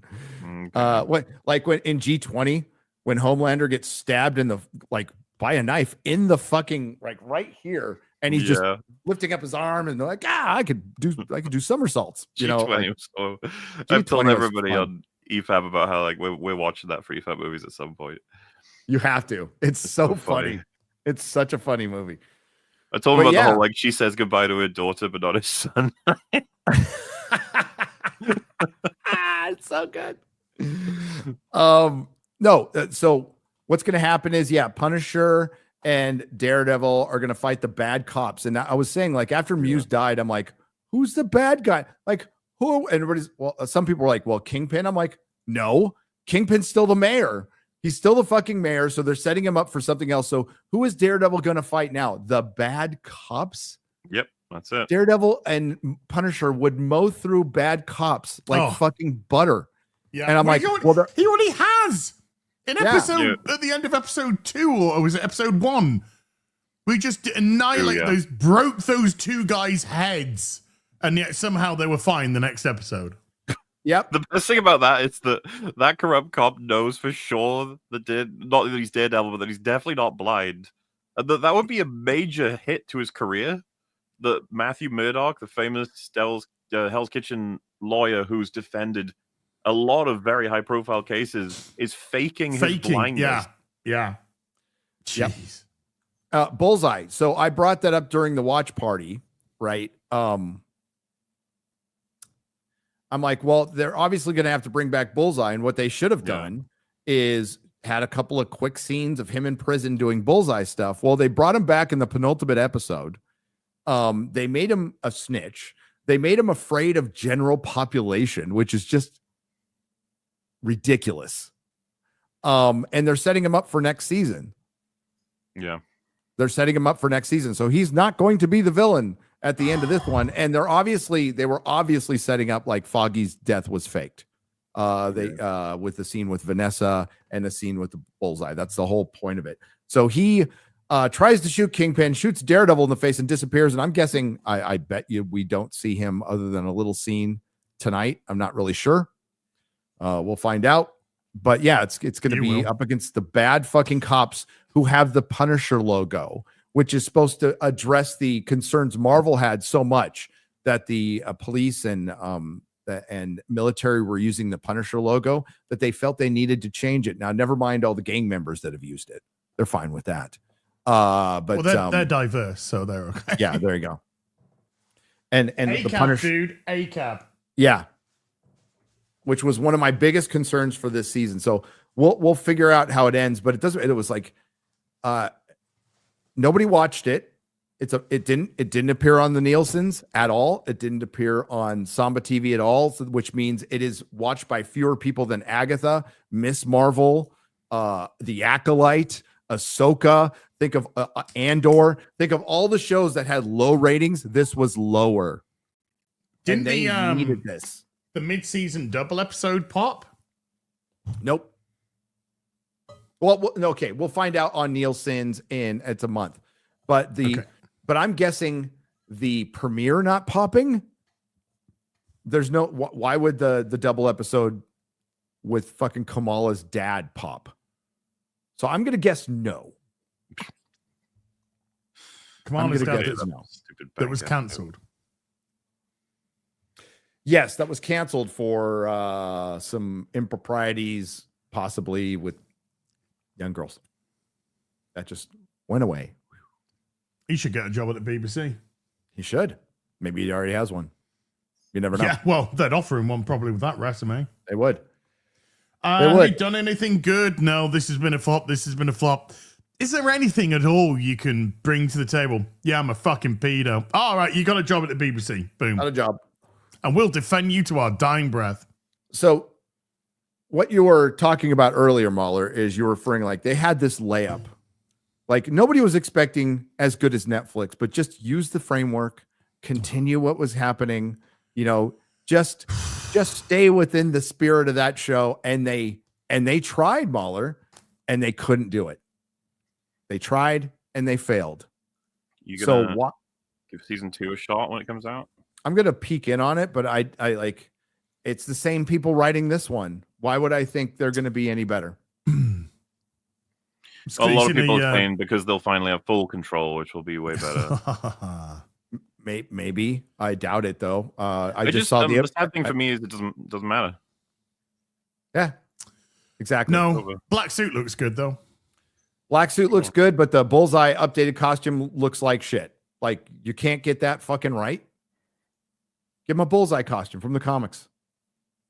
Not like he looks like a scuba diver. And they just made a better scuba diver outfit. So it's like, fuck.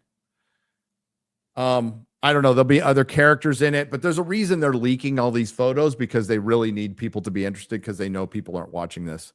But yeah, if you couldn't handle this, then you can't handle Fantastic Four. I saw some people say it's like, there's so many photos have been leaked. It's great. I was like, they're all. These are good photos to leak. Do you not think maybe? Yeah. Some of them are like professionally taken.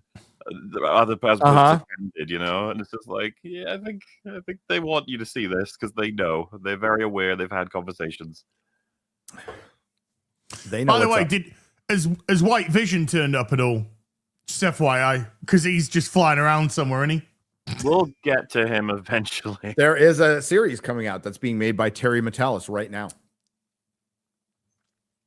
There you go. So the things we know we're getting are Spider-Man 4. Okay, wait. Thunderbolts is coming out. Obviously, Ironheart follows that. And then Fantastic Four. Fantastic Four, and then we get the Vision series. Then we get Doomsday and Secret Wars. And then, No, sorry, Doomsday's all of these fucking projects, mate. Yep. Holy. And I think it's just I think people are just tired. What did we do wrong? I mean, was it the decades of fandom? Was it the decades of giving them money? Was it the decades of supporting these characters that keep them in the public zeitgeist, that keep them in the public sphere? What did we do wrong to deserve all this? We didn't eat the slop. You know, they really had a good time. They had a long period of time where the studios controlled the narrative, and they were making better stuff too. But they controlled the narrative through the media, through Access Media, and they can no longer do that. They're also making really bad products, and that's the problem. Is they made products, and this is pop culture. So we're not saying this is high art. None of us are saying that, but this is based on something that worked for decades that they just thought we don't need anymore. We know better than Jack Kirby and Stan Lee and John Buscema and Neil Adams and fucking John Byrne. Oh, those guys didn't. Jim Starlin. Those guys didn't know shit. I am Kevin Feige. Some of the best fucking stories ever written. Yep. But other than that, yeah, they know fucking shit. And Kevin about Feige systematically gets rid of all the people around him, and he's like, you know what? I can do this with a couple of lower tier Rick and Morty writers. We can go with out a box there of scraps in a cave. Yep. Yep. Turns out you can't. So Kevin Feige still doesn't get the heat he deserves at this point. And I think they really are trying to change. They just don't know how to do it. Yeah, famous conservative Jim Starlin. Jim Sterling. Jim Sterling.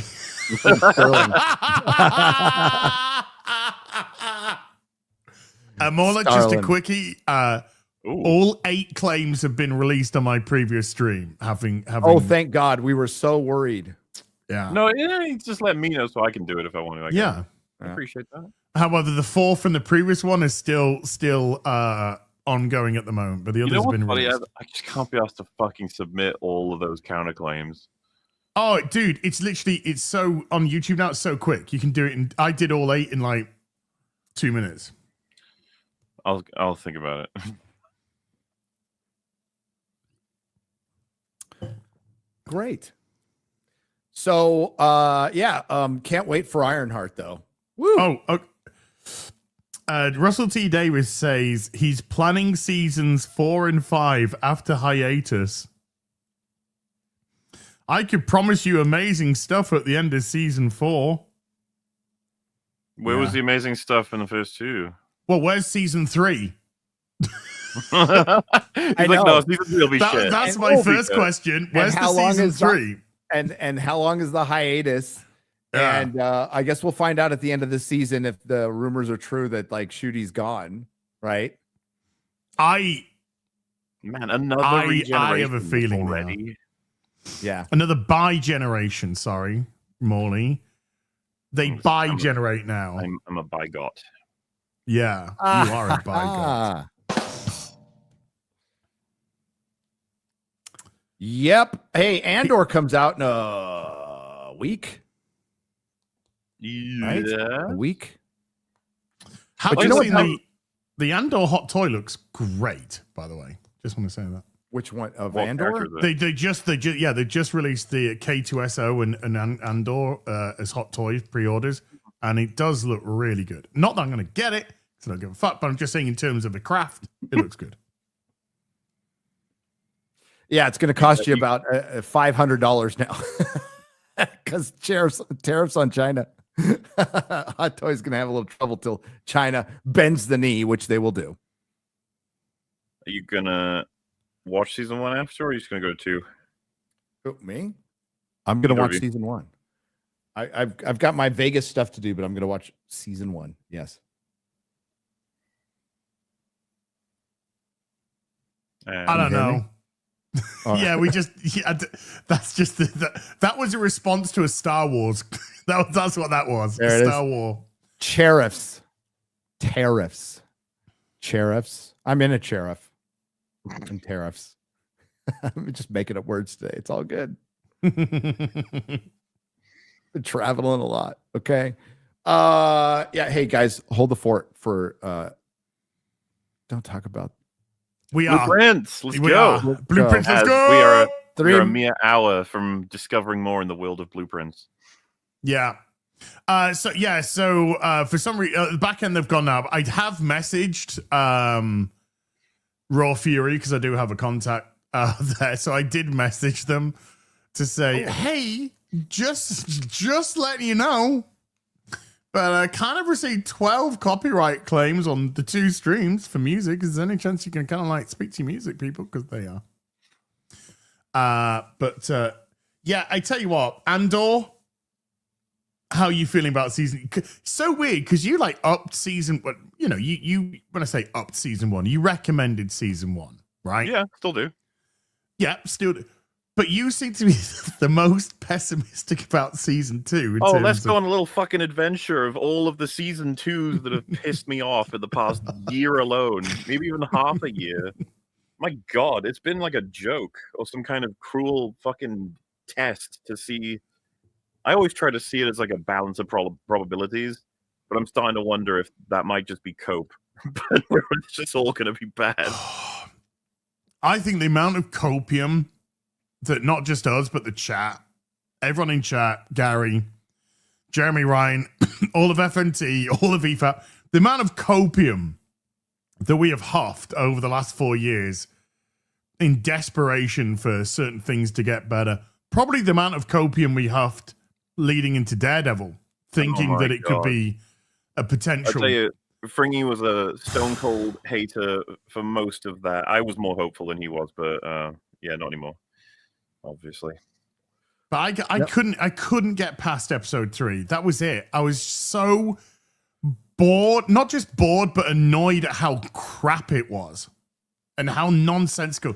And I'm just watching it thinking, why is writing so fucking piss poor nowadays? Yeah. Can I actually let me illustrate to you just how much of an impact this has had? So, as you guys have met Fringy, he can be quite the upbeat, positive fella. Yeah, good guy. He's actually looked for an opportunity in if you know what I mean, to talk more about the Netflix Daredevil. Daredevil, I think, is his favorite superhero. It's either that or Batman. Which not crazy choices, but still, Sure. I really like Daredevil. Classic. And enjoyed the Netflix series as well. But during our coverage, so doing 1, 2, 3, you could tell he was very upset. 4, 5, 6 the journey is already turned from like very angry, very upset to more of a like where things are just sad in general. He made a big sort of breakdown and it ended with the statement, "There is no reason to hope for anything."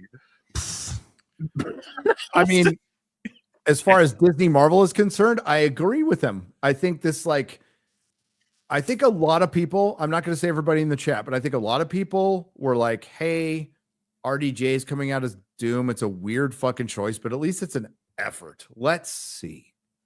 I think that has all been just crushed at this point. Because this was the first thing that was to show the turnaround. This was supposedly it. And it is clearly not. Listen, I want to retire this term as much as anybody else, but it's fucking MCU. It is. It absolutely is with Vanessa and why am I his girlfriend? What are you blanking Heather on? Glenn. The new His Glenn. girlfriend. She's His from the girlfriend comic is. book. Yeah, What are but the she's- odds? But she's She's such not a a- nothing Oh. in the comic. She in the comic book, she fucking kills herself, and I kind of hope she does in this show. But Just real quick, sorry, on the notion of the new characters, right? Because Az hasn't seen 4, 5, 6, 7, 8, right? Correct. You're Yeah. missing 6 episodes. If you told me how many cherry scenes has Az missed, I would honestly guess 3. 2? after he fails at bringing he fails at bringing the witness in. After that, I think you pointed this out on Friday Night Tights Mauler. His whole existence is to show up out of fucking nowhere and go, I don't like what you're doing, Matt. I know what you're doing and I don't like it. The thing I'm trying to say here is, like, how many scenes does he even have? He's barely in the show. I didn't even know his fucking name.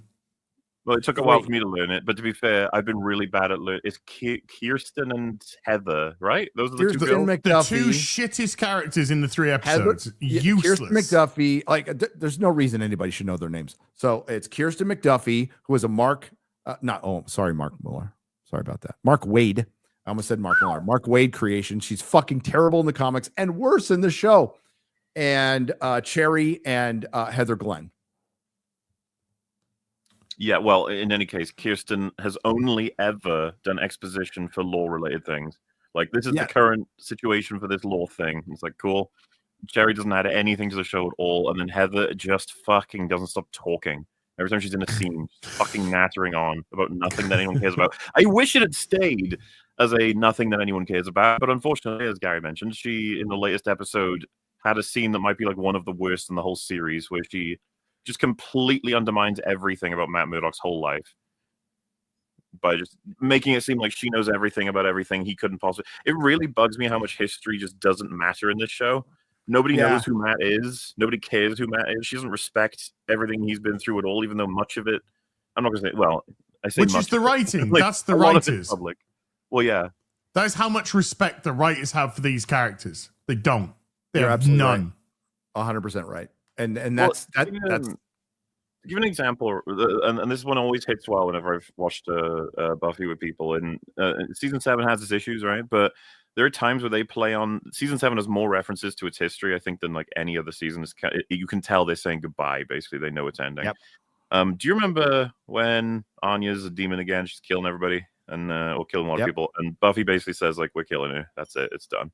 Yeah. And then Xander basically says, like, you always go cold, lock off, don't let anyone else have a decision when this is someone I love. And he basically says, like, she doesn't know what this feels like. And then she, like, very angrily and passionately references the season 2 finale.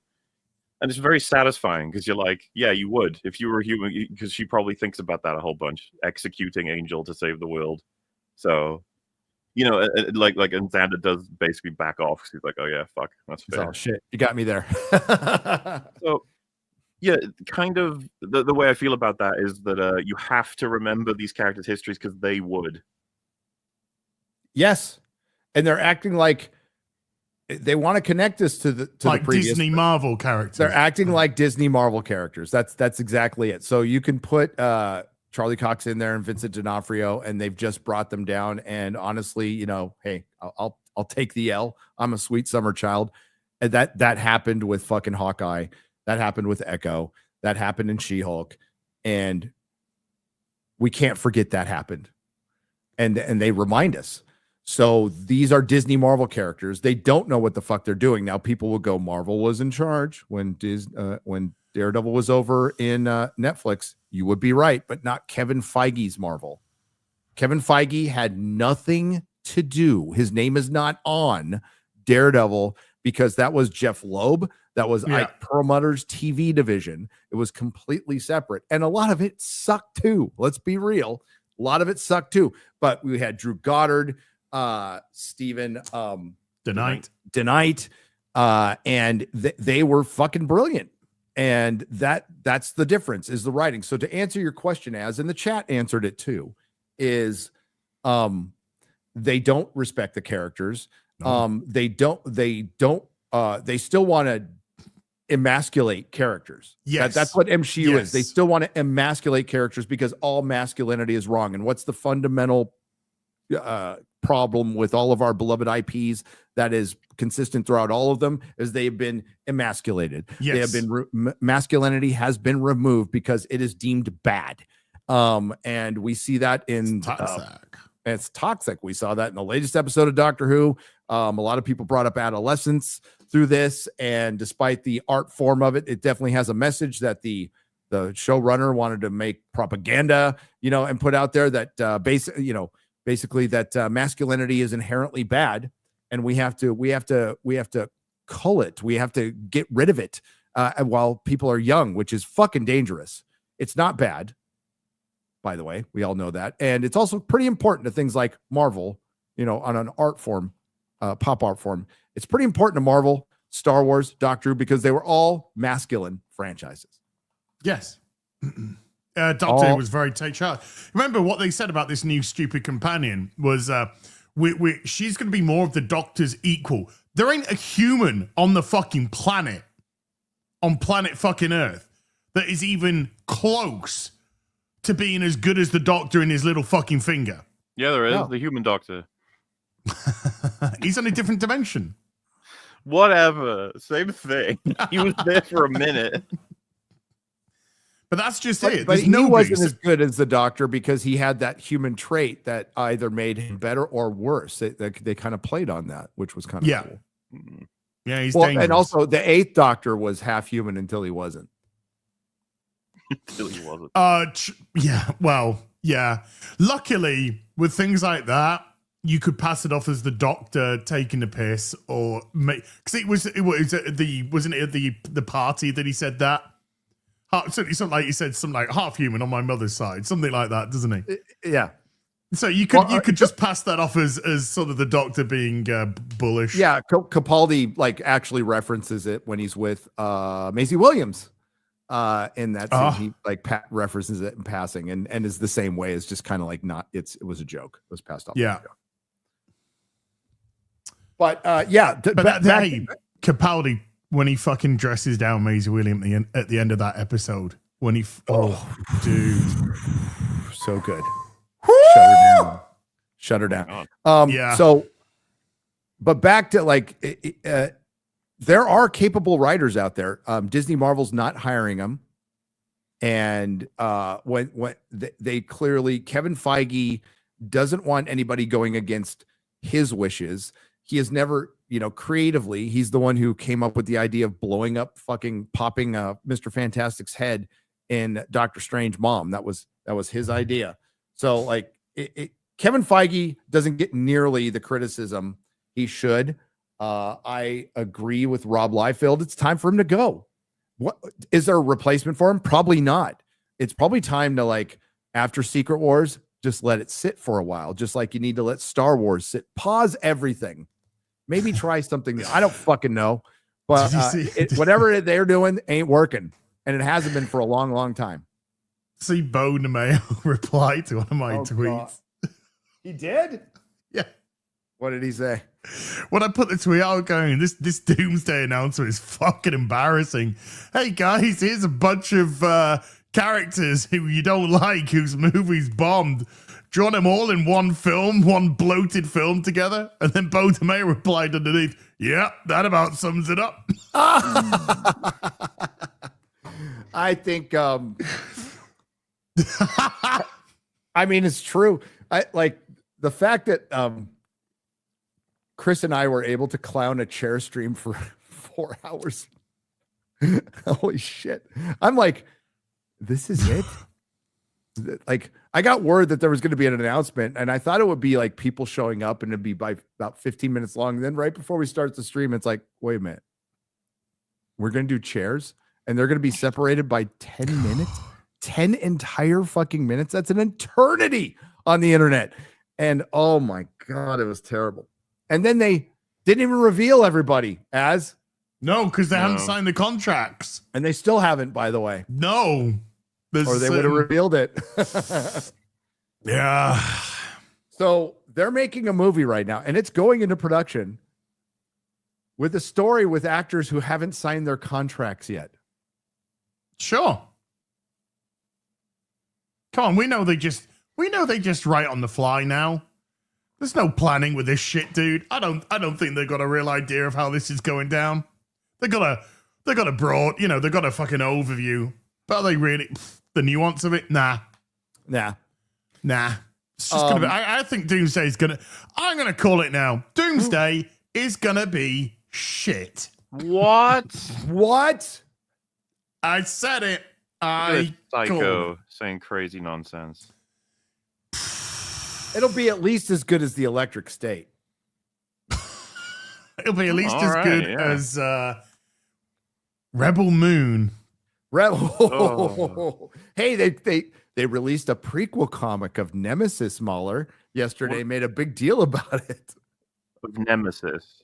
Not Mark Millar's nemesis. Not Mark Millar's nemesis. The nemesis from Rebel Lady Moon. Hood, she died, so who cares? Yeah. Oh, well, so did the show. So did the movie. All four No, versions of it. we're gonna get a Rebel Moon game, a Rebel Moon third movie, and a Rebel Moon TV show. Caller, it's Rebel Moon. Rebel Moon. Rebel Moon. Like I'll Rebel have you Wilson. know that it was liked by literally dozens of people. Dozens of people. Hey, Zack Snyder had complete creative control. The thing he didn't have with the Man of Steel and Batman and Superman and everything he has ever done.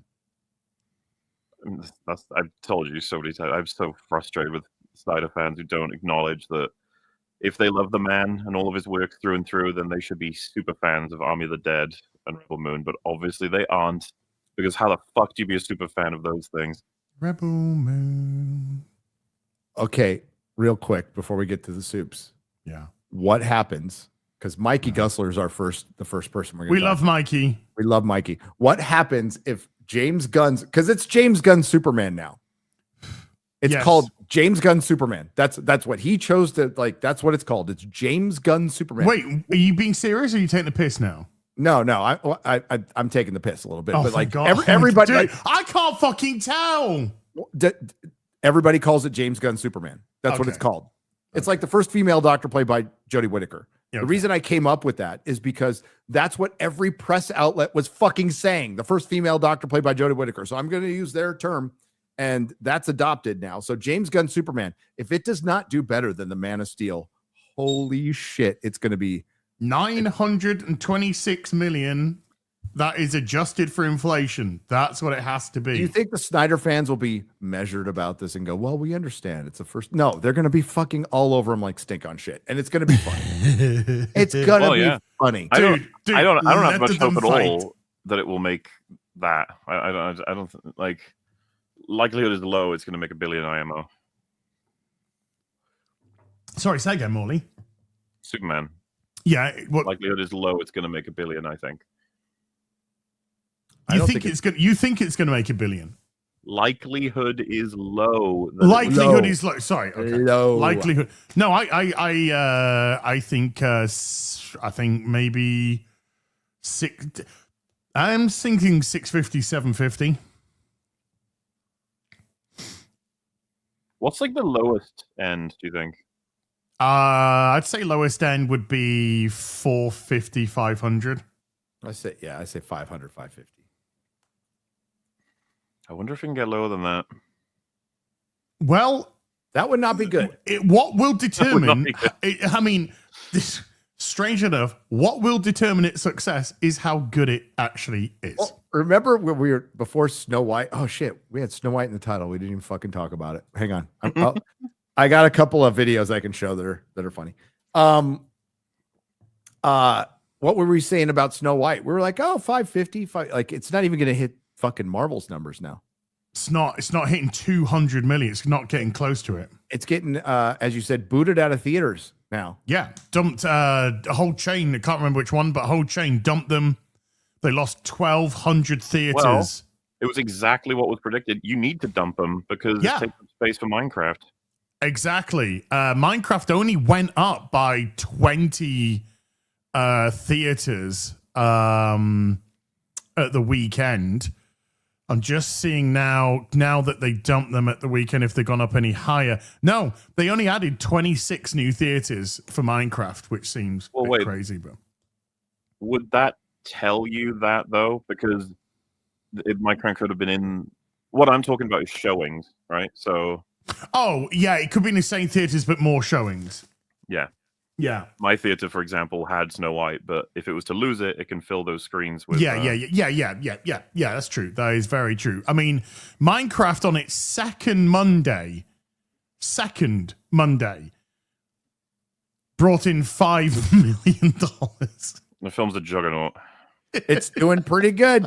That Mike is fucking up some theaters, but it's doing It's crazy.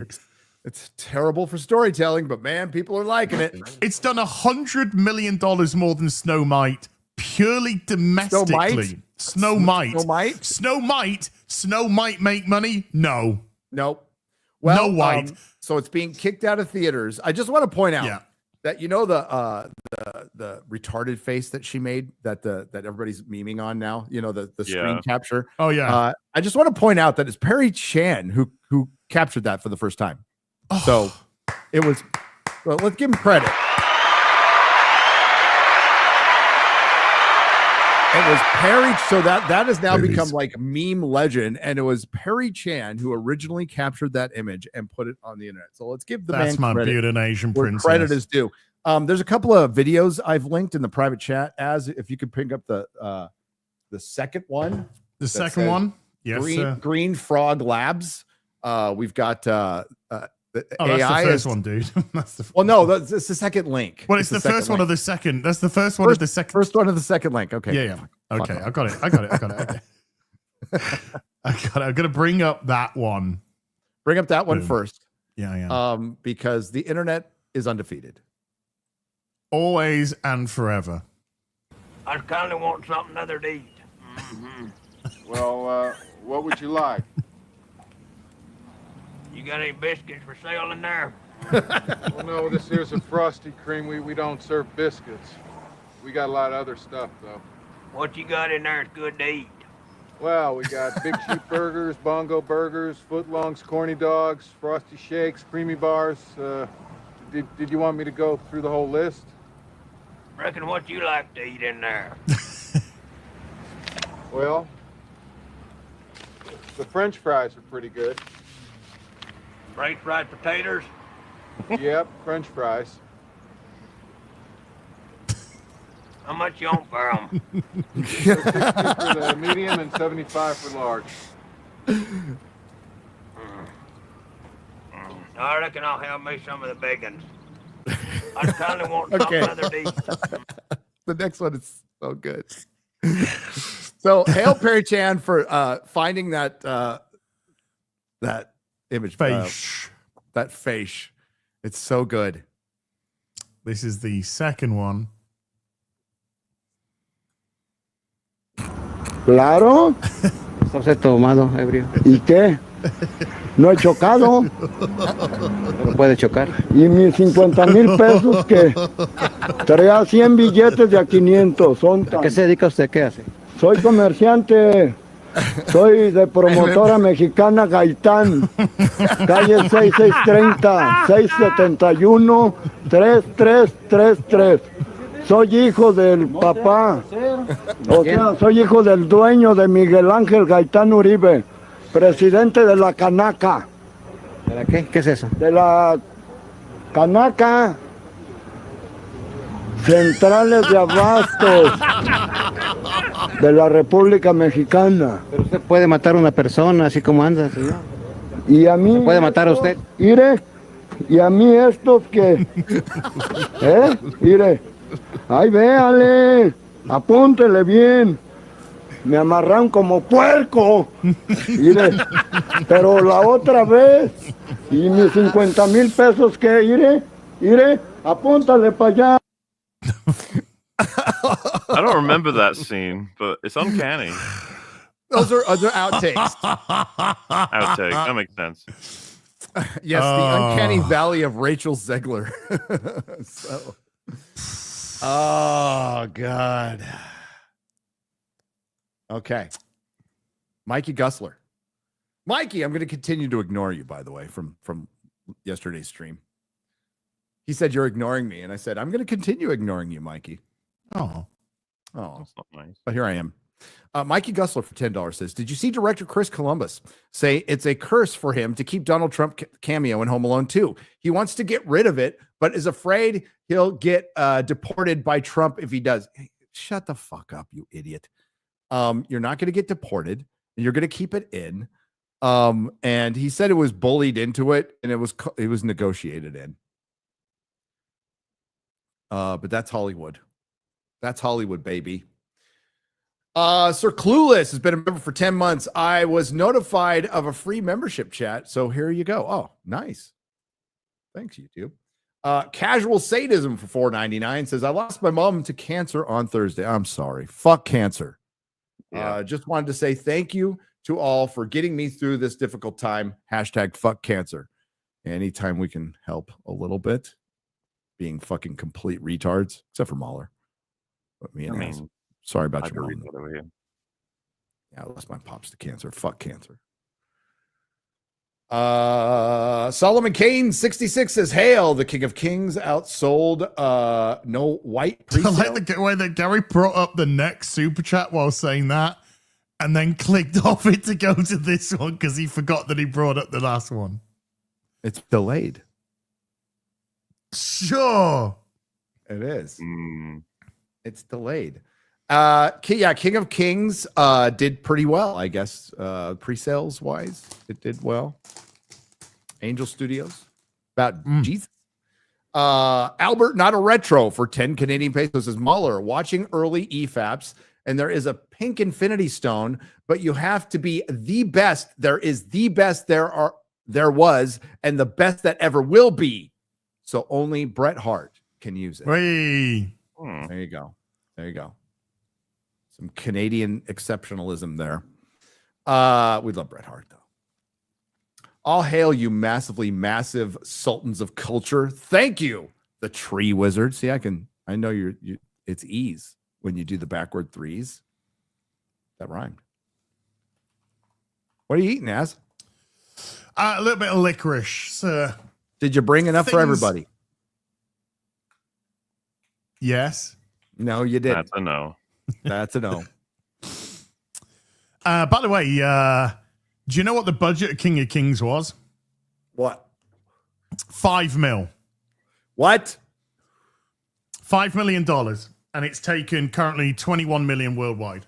So it's going to be the most profitable movie percentage-wise of the year, probably easily. There you go. That's how you do it. But you know what? Keep making movies you can't do it with those budgets. You can't do it with those budgets. You can't. But you can't when you're working in Hollywood, when you have unions restricting your every move and you have to hire a certain amount of people. There's so much redundancy there. Piston for €6 says, if Planet of the Incels was real, who would you have in charge? Also, when are you three slow pokes going to finish your top 10 Doctor Who episode stream? When it's canceled? I've got it here. Yeah. We'll have a Doctor Who's cancelled real BBC special. Yeah, we will. Yeah. Albert, not a retro for 2 Canadian pesos. Technically, Harry's dad was always a bigot. No, he wasn't. He is now. But he is now. Brian McCann, watching Silo on Apple Plus. You should review it. Mahler's watched it. I've watched it. I need to get to season 2. Yep. I haven't seen it yet. We'll get there eventually. But we're watching Mahler's ahead of me, which sucks, but I've been traveling. We've been watching Mobland. I have, and I'm on the verge of pretty much recommending it to everybody. It might be one of the favorite shows of this year. Could be like a gentleman situation. But the first 3 episodes have been pretty good and very engaging story. And they got a couple of mysteries in there, plenty of great dialogue, really good characters. I'm just enjoying how everything's playing out. And I mean, you've got Tom Hardy, Paddy Considine, and Pierce Brosnan in a show together. Great set already. Yep. But you have more than that on top, and I don't know. Really enjoying it. Helen Mirren as well. Don't forget. Yeah, and she's the thing is, right? Watch any one scene with any of these characters, and you're immediately like, this is a good TV show. You know, like it's comfortable watching. It's entertainment. It's not. What the fuck is this? Why is this here? Why are they saying this? It's all just like you can just sit down and watch it. You'll be fine. I'd hyper recommend it to you, Az. I think you'd really like it. Say hi to everybody. Hi. Hello. The crowd is starting to roll in for Vegas meet. Where's Disparu? I know he got held up in ICE held him up because he's a fucking nasty Brit and a lesbian. But yeah, he got held up in security again because of his equipment because he's from the UK and he just looks like a shifty lesbian. So I mean, can you? Blame him? I saw his hair's getting very San Francisco. How much equipment does he bring? I don't know, like no more than I do, and I don't get held up in the UK or in in Peru. I brought a bunch of shit to Peru, and they were like, "Come on in." So I'm guessing he brings pretty much what I bring, minus the full desktop. He brings a laptop and a camera and lighting and microphones and a soundboard, and you have to bring that stuff. You have to. Yeah, huh? All right. Ariel Kai. Did I get that right? Key for $10. Sorry if I screwed up your last name. They'll make Lily black, and the story will be about Whitey James Potter stealing Snape's woman. I wouldn't put it out of the realm of possibility. And then Harry will be, he'll be a half-blood prince too. Dearest for $2. Black Snape magic. Oh no. Oh yes. Oh yes. Do I still have that? Oh yeah, I do. Black girl magic. That, by the way, is possibly one of the worst things I've ever seen. In the Marvels? You sure? Yeah. there's a lot to choose from. We keep saying there that. is a lot to choose from in that film because it is full on retarded. Does Nurse What also celebrate when wiping semen from his hole? This next. Nice. Good question. 8S for $10. I'm in the car on the way to Vegas. Yes, 16-hour drive straight through at 4 a.m. Do it, man. See you there. Go. See you Thursday. Gary, I have a present for Garrett. Well, tell Garrett you don't have a present for me. No. You know what? Give it to me, and I'll totally give it to Garrett. I'm just kidding. See you soon. Thanks for coming out. We have Vermithor the dragon, for $50. I got surgery this week. So if everything goes well, I'll be watching the EFAP Lord of the Rings trilogy for the 10th time during recovery. Oh, that's a good one. When I am, what was that? No, I'm kind of, that was a nightmare getting that together. So I'm glad that people really liked it. So I thought it was a really fun thing that we did. Not as much of a nightmare as the comedy arc, really. Oh, done. But they'll get that too. All recorded. Yeah, it's all recorded. All recorded. Can't wait for you to see it someday. When I am back on my feet, I am coming to steal What If 28, Gary. Have the piss water gun at the ready. Hail, boys. And recover.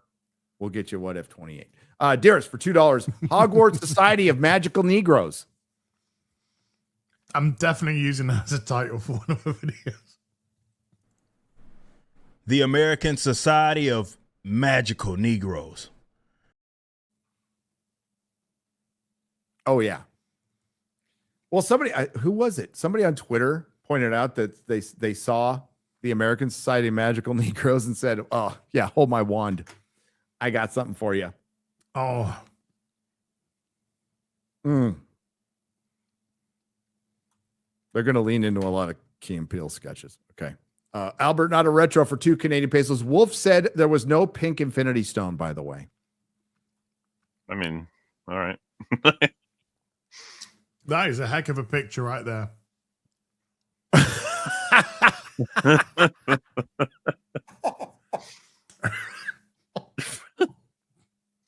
What the fuck? Conrad Desar for 10 British pounds, proper money. Breaking news: HBO's The Last of Us Season 1 set for remaster, promising extra chromosomes and more fetal alcohol disorders. Wow. Poor Bella Ramsey. Why? Literally have everything handed to her. I know, right? Can she act? Not really.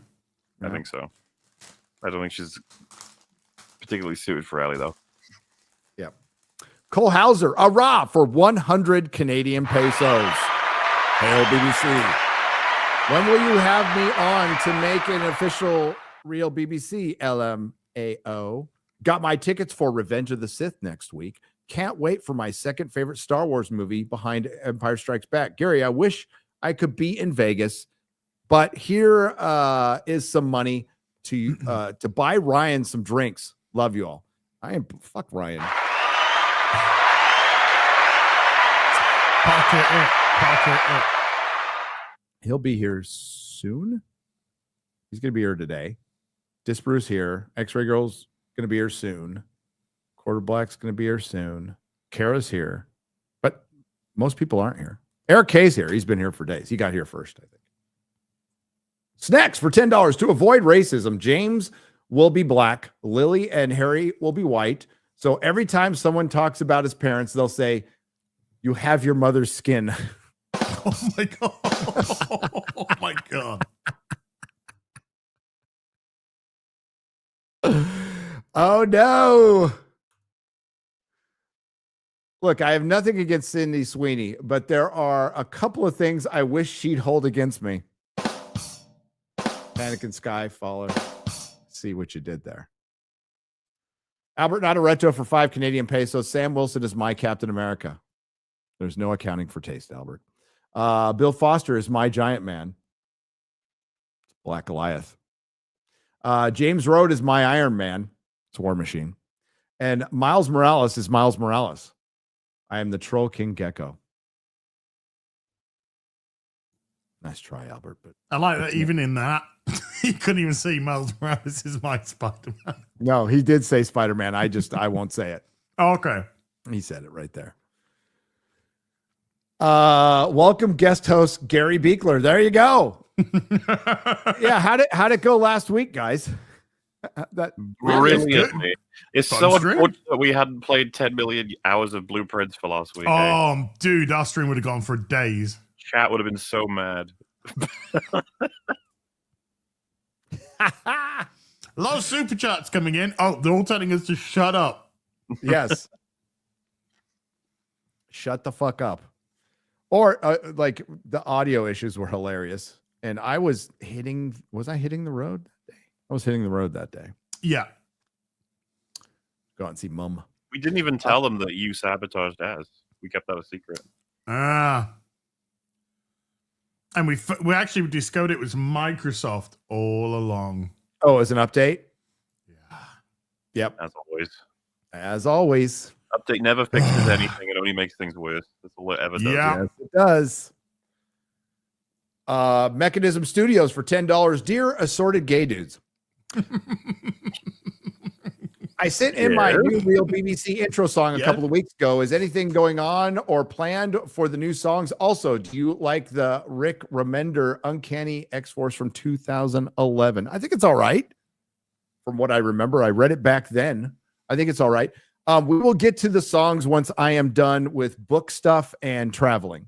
So that's probably May.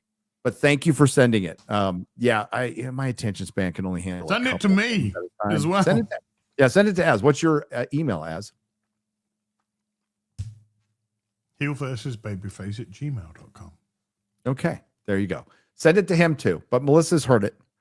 But yeah, I've been concentrating on the book, which will be out soon. It's at the publisher. They're figuring out specs, but unlike George R. R. Martin, the book is actually finished. It's actually finished. Editing is done. We are just ironing out the printing and all that stuff. Casual Sadism has been a member for 6 months. Harry Potter Season 1, Black Snape Moan. Yeah, they just asked for it. And again, I don't give a shit what they're going to say. This decision was purely an ideological identity politics decision. End of story. End of story. Reno the Turk for $5. Why not live stream schedule with Az and Malasar? Schedule 1. It's meant to be Schedule 1. And Drinker with Gary supervising? Makes sense, right? Hashtag cheers. You don't want me supervising. Schedule 1's the drug game. It's the drug dating game. Oh, which Schedule is really 1? good fun. Yeah. It's a drug game? I'd fucking drug dating game. I know. We all said that. Yeah. But I probably shouldn't play it. That is what I also said to chat. Yeah. Probably not a good idea to get Gary in this frame of mind. Yeah, it's not a good idea. Nobody asked for gay black Doctor Who, a black Captain African American, or a Latino Snow Brown. All these companies can burn. You reap what you sow. God Phoenix 66X for $5. And more importantly, like nobody was complaining about a white Captain America, a white Snape, or like even if it was a black Doctor Who, nobody would complain. Well, for the record, a white like Captain America that's not Steve Rogers would still be annoying. It would, But yes, absolutely. No, Steve Rogers is Captain America. No, you're unless absolutely of course they fucking build a story where the person it's too, it can't do it now. The MCU's fucked. What you mean, John Walker? You mean a story that Well, I they've was gonna done? say- before? No, Bucky. Yeah. Well, I was going to say Bucky was the guy, but then after Falcon the Winter Soldier, and currently Walker is still the guy. He should probably Yeah. have the shield with the way that they've written it. Well, and he has the serum. He took the fucking super soldier serum. Well, yeah, and I don't know, man. Falcon's got everybody propping him up. For some reason, the Wakandans. Does it make any sense that Wakanda are the ones supplying all the materials for the icon that is the hero of America? It's like, yeah, but he's black. A country that they didn't want to share information with in Wakanda Yeah, but he's forever. black though. a Yeah. country that was explicitly isolationist and kind of hates America, from what I understood in the movie. But they'll help the black Captain America because that's going to be different because he's black. It's just They hate It's the weird. world so much they have their own air, according to Namor. They have fresher air. I know. Yeah, the air is so much fresher here in Wakanda than anywhere. Yeah, because air changes at the You border. live, for some you live reason. underwater, you doopy shit. Yeah. Ay, ay, ay. Ay, ay, ay. Josh Kelsey has dropped $19.99 because that's what he does. Hail, Josh. Appreciate you. Taylor Warden as Ass Mola. Ass Muller. Have you all played TTG's Batman? Thoughts? I have them. Telltale I haven't game. played them. Yeah. Oh, don't ask me because I fucking played it. Wait, did you? Yes. I play all the Telltale games. I like they're easy. I play them. What did you think of the Batman ones? I liked it. I liked all the Telltale games. My favorite Did you Telltale. really play them all? Well, I played Batman, Wolf Among Us, and the Game of Thrones one. Oh, That's that not, I is- guess that's not all of them, but that's 3 of them. That's a lot. And the Wolf Among Us is coming back. And I love a Wolf Among. That's my favorite. That's the best one. That is in the my one people opinion. say is the best. Yeah. I thought I was fine with they're Telltale games. You're watching a story, you do something occasionally. It's a game I can fucking handle. I even like the Ironwoods and the Game of Thrones one. I still have it. Did you play it, Mahler? I think I tried at one point. I have a bit of an aversion to Telltale games Okay. Because they're so simple. because they're so almost not games. Well, they're not games. They're not fucking games. You are watching a story. But yeah, I liked Fables. I like the comic Fables, which so many shows have ripped off. But Fables is a good comic. You should go check it out. Bill Willingham. Brian McCann for $5. Doctor Who, 100 plus million budget for 2 seasons. RTD pocketed most of the money. Production company shamming. BZBC, Disney, USAID money laundering. I mean, that's the only explanation. But RTD did not come back to make Doctor Who better. He came back to get a few bucks to maybe fund something else and use it as propaganda. Kibbs has been a member for 19 months. Hail. Sir Fearless Hippo for $1.99. Proper British pounds there. Gary, do you know about the statue outside the BBC? Yeah, I've seen that. The statue. It is God, hang on. I forgot. It's got something child sacrificey demony referencing to it or something like that. But yes, I remember it from a documentary. Yes. There's a statue. Hang on. Now I gotta find it. I can't remember what it was. You really got to roll back on the child sacrifices in Hollywood, man. Was it Jimmy Savile? Oh, sorry, and the BBC, I guess. Oh. Giggity. I saw it in a documentary. I can't remember. Was it the Open Secret documentary? Yeah, it's okay. So here's the I mean, I can't even show it. So it's like a dude with a beard holding a naked child like down here. Right, chat? Are you sure it isn't Jimmy Savile? The sculptor sexually molested his daughters. Oh, yeah, it's Jimmy Savile. You're right. But it's a statue. I can't get in trouble for YouTube, right? It is that, right? Okay. Is that the one? I don't know, but this was all news to me. Not good news.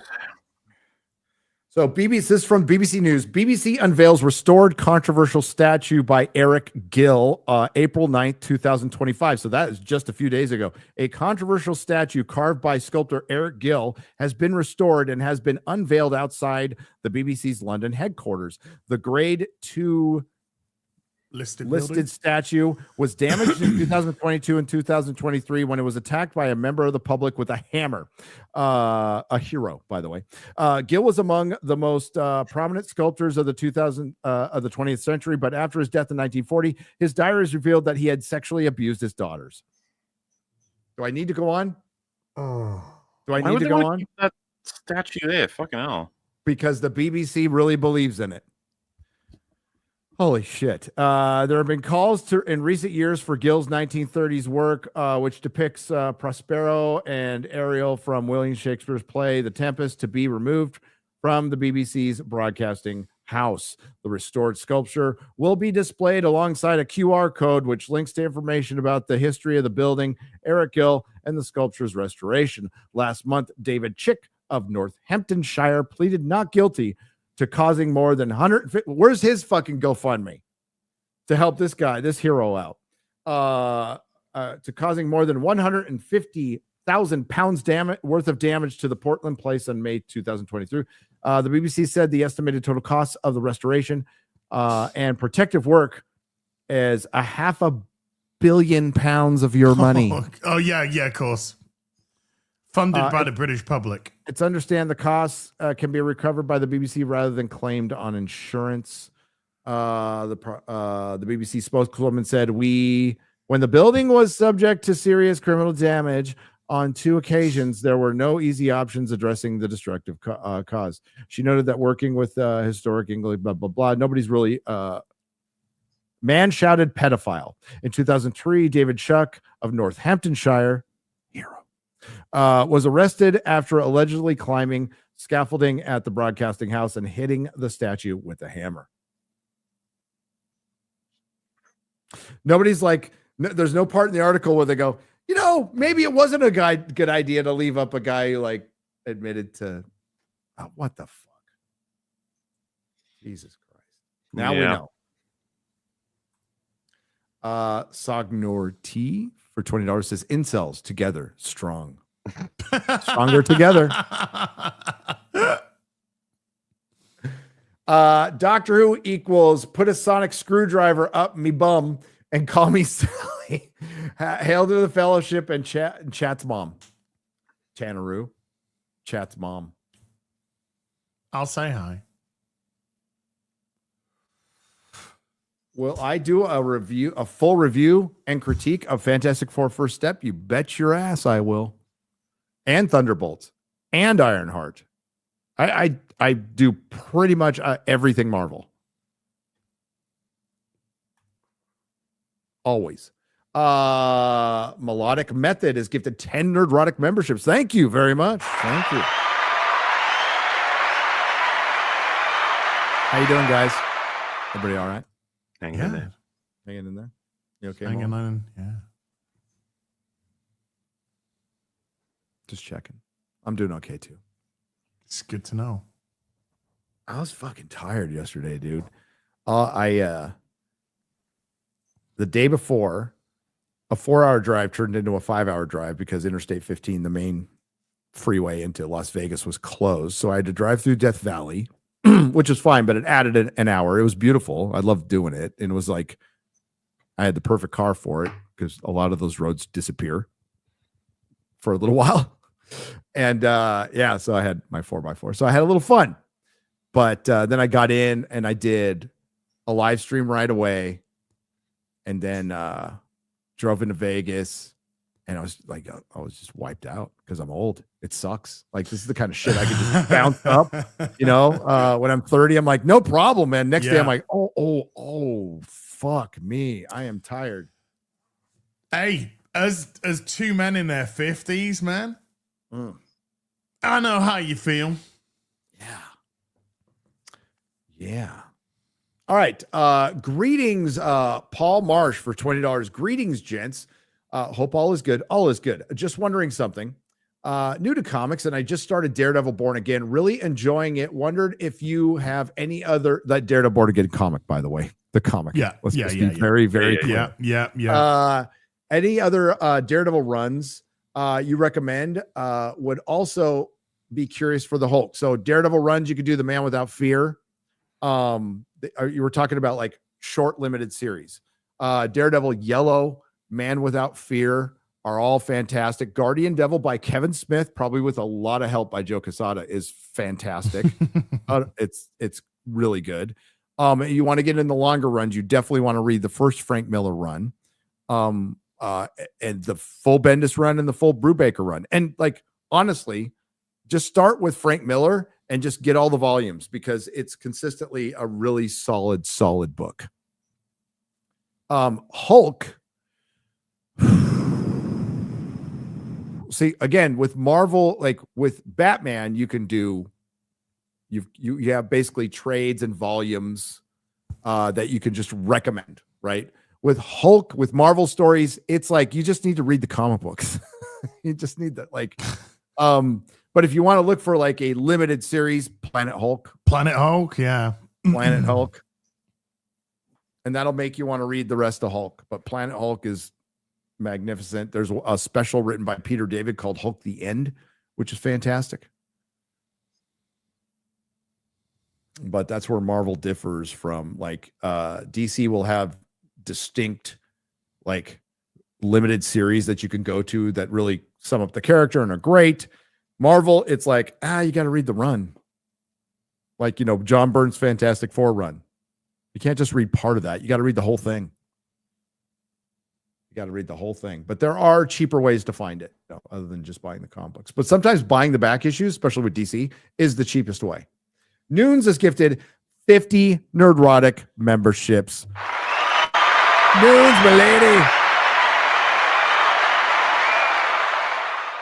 Thank you. My lady. Kyle DeBears fan for $10 says, please tell me you will go watch Harry Potter and the Fresh Blood Prince. Oh, we're going to cover it.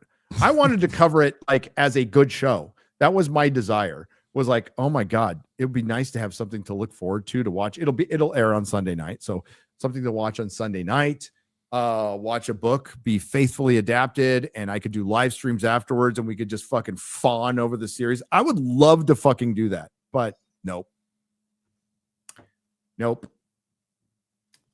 Looks like I might have to pick up watch parties on Mobland though.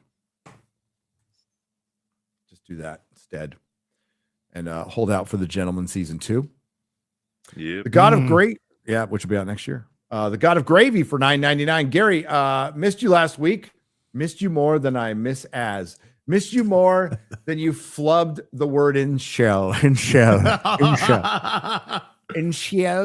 All I'm trying to say is that Pearl Harbor was full of incels, and I missed you. Thank you. Pearl Harbor was full of incels.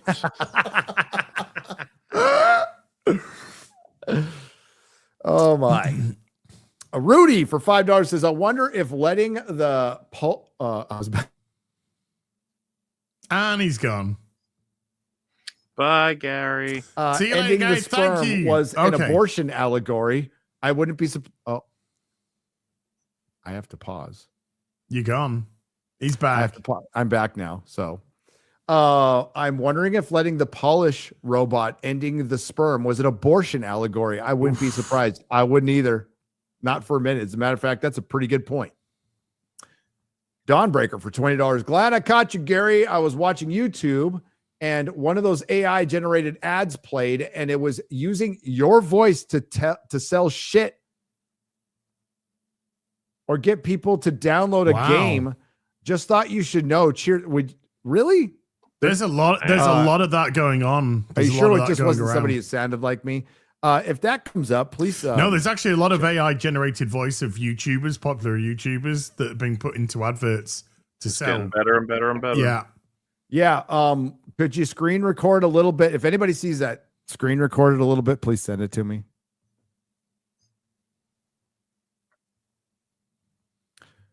I mean, that's against TOS. If people want to use my voice for memes and shit, I don't care. Go ahead.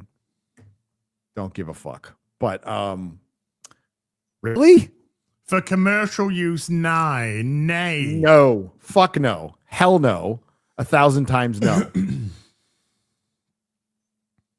Holy shit. What was it? To download a game. What game was it? Here, let me go to the one. Some shitty mobile video game which involves paying lots of money, probably. I'm sure Little Platoon's voice is getting used. There is a Y-Files is great, and they use a voice of a guy, and they actually had to read it, but he sounds just like fucking Little Platoon.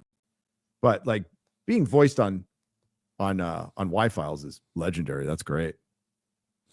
Was it Raid Shadow Legends? Probably mobile shit. No, they wouldn't do that. This will be just some shitty fucking. You know, when you see them all over Instagram, it'd be one of those fucking shitty things. Okay. Yeah. If anybody sees it, just let me know. I mean, don't go out of your way or anything. But holy shit. That's crazy. Yes, the Y-Files does rock, by the way. Love that channel. AJ's awesome. But thanks for letting me know. This is fucking. That's really bizarre, dude. I mean, it's fucking horrible, but it's bizarre. Unsub Podcast Crew says the same about Stolen Valor. And that's what we were talking about earlier about insecurity and like you got to work that shit out on your own. Yeah. And they would know. Unsub Podcast. Great guys, by the way. Also great guys. Dragonite's Glare, Mr. X Glare for 50. Been watching Doctor Who at your guys' recommendation up to the 11th Doctor. Crazy to see the Doctor rewrite a person's entire history to get what he wants, even though for a good cause. Where should I stop watching? I don't know. Az, where do you think? I think after Capaldi's first season, I think it's a fair place. Because there's some really good stuff there. I mean, Deep Breath is just phenomenal. That's a phenomenal episode. And that's kind of a sequel. Deep Breath is a sequel to an episode. So, kind of. Girl in the Fireplace. Well, I mean, it has, yeah. I mean, it has the villain from the girl, so it's connected. I won't say it's a sequel. It's connected. It's got a larder in it. But that mystery still hasn't been solved. No, it hasn't. And it shouldn't be. But they'll solve it. Yeah. They're all gay. That's the answer. No, a mystery of a program that has gone so far off the rails that its only existence is to repair the ship at any costs, and it uses the actual crew to repair the ship. Yeah. Little fuck up in the program. But with Deep Breath, it seems that there's actually a little bit more. Yes, there's more to it. There's way more to it. Yeah. And the Capaldi, what he does at the end is just. That's real doctor shit. That's real doctor shit. Captain Solo for $5. If they had cast Idris Elba as a straight Doctor Who, nobody would have had a problem with that. He was black. You're right. Absolutely right. Just make good content and people will enjoy it. Absolutely 100% right. Nobody would have fucking cared. But that they had to make like the entertainment industry does with a lot of black men, they have to make them gay or effeminate. I wonder why that is, as that wouldn't be racism, would it? No, of course not. The God of Gravy for $4.99. No point asking Gamer Gary, Az and Mahler, are either of you going to play South of Midnight? Looks like it could be the new Forspoken with added melanin. I did a stream, an 8-hour on the dot stream, and that was enough. That was enough. How does that? Yeah, I don't even know what it is really. It's just shit. It's just not a good game at all. With surprise, surprise, a not a likable protagonist, and the story's utterly retarded. Utterly retarded. I lost my spot. Give me a moment. I lost my spot. Fourth draw down with a £5 says it's saddening to compare Doctor Who now to what it was like in 2011. It was so ambitious and outward looking. And now it's enclosed in a bubble. In a lovely little echo chamber. Made simply for Russell T Davies and his friends and people that will fund this and give them money. And it's not made for an audience. No. Okay, I did. Oh, I'm close. I got it. Okay. That's what she said. We'll get a few more. We're going to have to square this up. It'll be a random day, but it'll be this week because of all the traveling and stuff. But I will let you know. All square ups are on Nerdrotic Live, by the way. Somebody chastised me for good reason because I keep forgetting to mention Nerdrotic Live is where the square ups happen. But I'll start sharing it here in the community section so you guys know. But I will let you know. Otherwise, it'll be Monday. But I'm going to try to do it before Monday because I actually have to travel. Gary, did Eli ever call you about Lord of the Rings event? Yes, we have discussed it. So Brandon Herrera, the AK guy, hasn't seen the Lord of the Rings trilogy from the Unsub podcast. The AK guy. He ran for Congress. He's friends with Donut Operator and Eli. There's some. How can you run for Congress and not see Lord of the Rings? That's why he lost. That's why he fucking lost. He lost by 600 votes to some rhino Republican. And he lost because he didn't see Lord of the Rings. That's just a fact. But you guys wouldn't know him because it's from their gun YouTubers, they're military gun YouTubers. They shoot things, those things that are really illegal in your country. The reason you're so butter knives. You mean knives? Yes, they're actually really good at butter knives too. They have assault butter knives.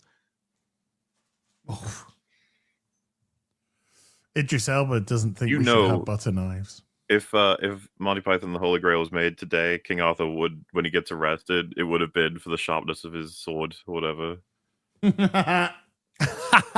Yes. We put that sword in the stone for a reason. To keep it safe from hurting people. Vincent Cruz for $20. Sup, Nerdrotic. Been following you since 2021.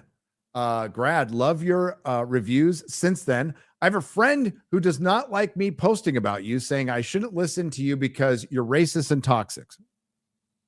Okay. Now, how should I respond to him? Well, what's he look like? Oh, no. That really depends. His response is, so? And your point? Yeah. No, Vincent. Tell your friend to shut the fuck up and stop being gay. No. He has a right to his opinion. He has a right. Thanks for I bet he hasn't watched a single one of your fucking videos, just FYI. No. That's usually how it goes. Yep. He's read a couple of titles and then listened to a bunch of tweets and gone, that's my opinion. Yeah, and just remind him that calling him gay is not racist, it's homophobic. It's okay.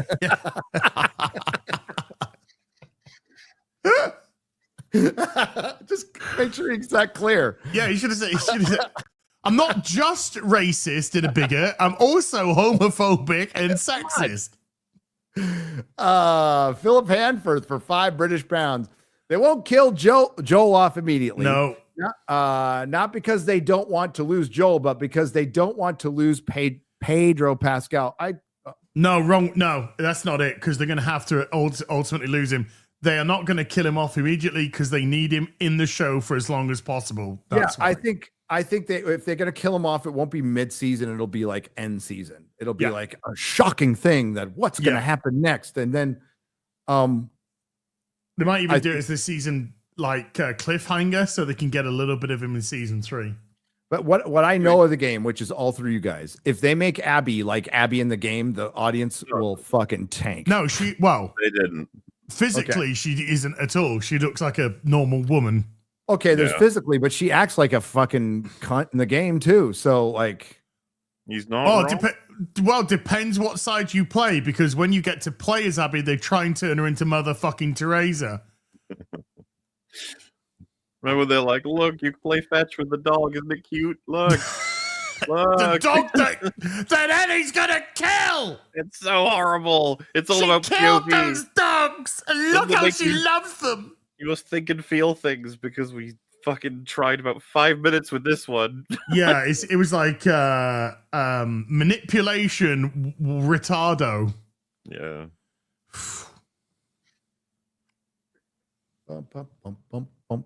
Hi, Eric. You still haven't found this show? Neither have I. Neither have I. What, as far as searching it on YouTube? Not surprised at all. Great news, Gary. The Offspring are touring again. Oh, did they invite their drummer? Did they invite their drummer? The only fucking punk rocker who ever played in the fucking Offspring. Do you want me to buy you some tickets? I'd rather have tickets to fucking Katy Perry, and I'm not even kidding. Hey, she's the first woman on the moon. She was the How first dare woman. you? I love dude. The Babylon Bee is like space returns the first Amazon package.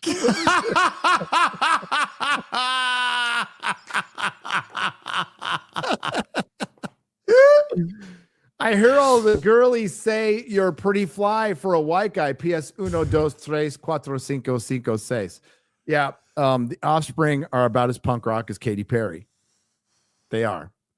Their drummer, who and the only punk rock act of that fucking band, who wouldn't bend the knee to all the COVID bullshit, they got rid of him. So, Babylon B, 10 reasons women make better astronauts than men. What is it? I gotta hear it.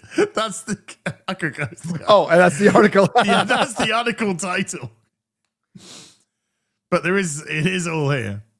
The fact that I mean, people have pointed this out, but the fact that a bunch of women who were not a crew just sat in a dildo dick shaped ship built by a dude to go out in space and then took credit and paid for by a dude and took credit for it is While dudes on the ground kiss. Marvel, Mass did everything for them to come up and come down. They came back and went, women. I know.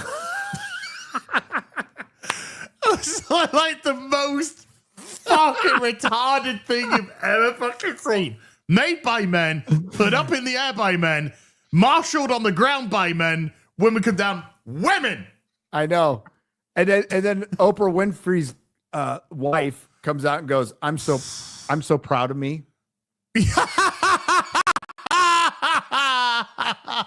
What she said. There we go. Space returns unwanted Amazon delivery.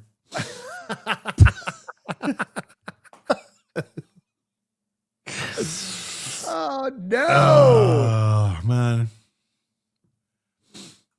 Ian Thomas says, not getting most of the references, but loving spending time with the geeks. Feel at home. There you go.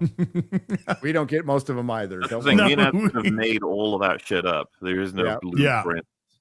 Does sound a little silly. So, Shlomi Leaner for $9.99 says, are any of you guys going to make a video review on Theory's Vader fan film? And what are some good Nightcrawler comics that you would recommend? Ooh. All of the good there's a Nightcrawler miniseries with art by Derek Robertson that's pretty good, but there's really not much. I mean, Nightcrawler is just part of the X-Men run. But early Claremont, like Nightcrawler shit is great. Lots of interesting stuff with that. And of course, people will talk about God Loves Man Kills, which is good, which features Nightcrawler too.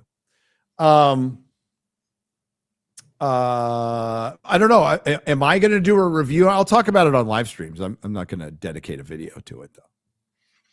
I got to call I've only got so many videos in me and so much time. So I got to call my shots.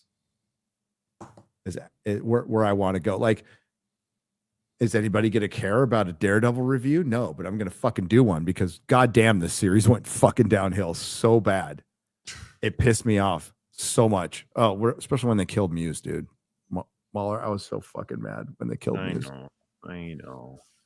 I was mad way earlier than that, but it's okay. You were. Yeah, you know what?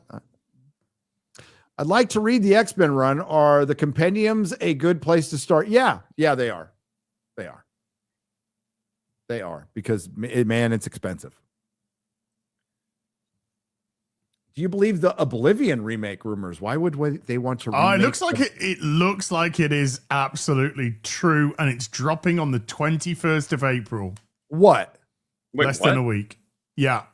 What? They want to just to play or the announcement? Yeah, of it? no, to play. It's a stealth drop. Images have now come out. I thought you were talking about the movie. I'm like, what the fuck are you talking about? No. This is the Elder Scrolls 4, Gary, Oblivion. Okay. Yeah. Your favorite games, Gary? Of course it is. Of course it was. Do you think Katy Perry is the thickest person to ever go into space? The dumb dude. Yeah. Pick your poison on that one because that crew had the dumbest person ever sent to space. 100%. And Katy Perry was probably it. If it wasn't maybe Lauren Sanchez used to be a news anchor, so she probably learned some stuff through osmosis after reading her teleprompter before she made her face plastic. She used to be hot, 25 years ago. She was an LA news. I have no idea who any of them are apart from Katy Perry. One of them is Oprah's lesbian girlfriend, wife, and Jeff Bezos' wife is an ex-news anchor. Okay. With an artificial face. Is that the one that looks like a stretch skinned alien? It looks like she looks like alien. She OD'd on Smilax gas. Yeah. That damn Joker. Love that Joker. All right, 2 more guys. Hey, as a left-winger, I often feel like I need to announce that most of us hate the woke bullshit too. I miss Star Trek being good. I fucking hated the sequel trilogy, and I'm not even a Star Wars fan. And a lot of you are. That's the thing that gets lost on this is normal people, normal centrist people who can get along with others they slightly disagree with or even fundamentally disagree with on some stuff, but it's just a single issue and you understand that. Okay. That gets lost in this too. And that's unfortunate, but dude, you are not alone.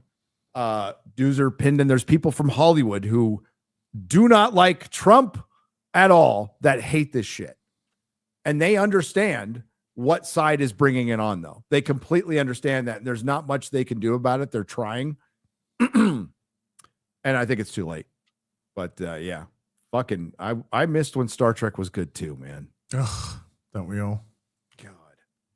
I just wanted a good Harry Potter show. That's all I fucking wanted. I wanted something good. I want a good Superman. I want a good Fantastic Four. I want something to celebrate and when that happens, it's so much better. Like when One Piece came along and it just came out of nowhere for me.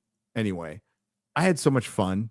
Mm-hmm. I got to watch that with everybody in London. So I'm sitting there with Shad and everybody who was in the London house. And we're all dumbfounded on how good it was. We're like, holy shit, this is actually pretty. And we're watching it progressively going, oh, let's watch the next episode now. We all fucking burned through it because we liked it so much. That's what I'm trying to find. Mahler. I'm trying to find the good stuff. Well, we did get Penguin. We did get Gentleman, Shogun. Yes. And who knows? Maybe Mobland can be the next of the good shows. The Gentleman. Yep. If that wasn't mentioned. I did mention it. God. I wanted you to say it again. That's gross. No, you guys talked me into The Gentleman. You're like, you should watch The Gentleman. Because it's really good. It's just so easy. Really I think most people when watching the first episode are like, yeah, I'll watch more of this. Fuck. Yeah. That first episode is so fucking good. But you guys haven't watched Tulsa King yet, which I love. And it's just pure good Sylvester Stallone. Well, we're British. We can't accept any of the kings and queens, all right? It's No. It's Tulsa. We can't even accept their own. Jesus. Fuck Charles. Xavier? Oh my god. Okay, Magneto.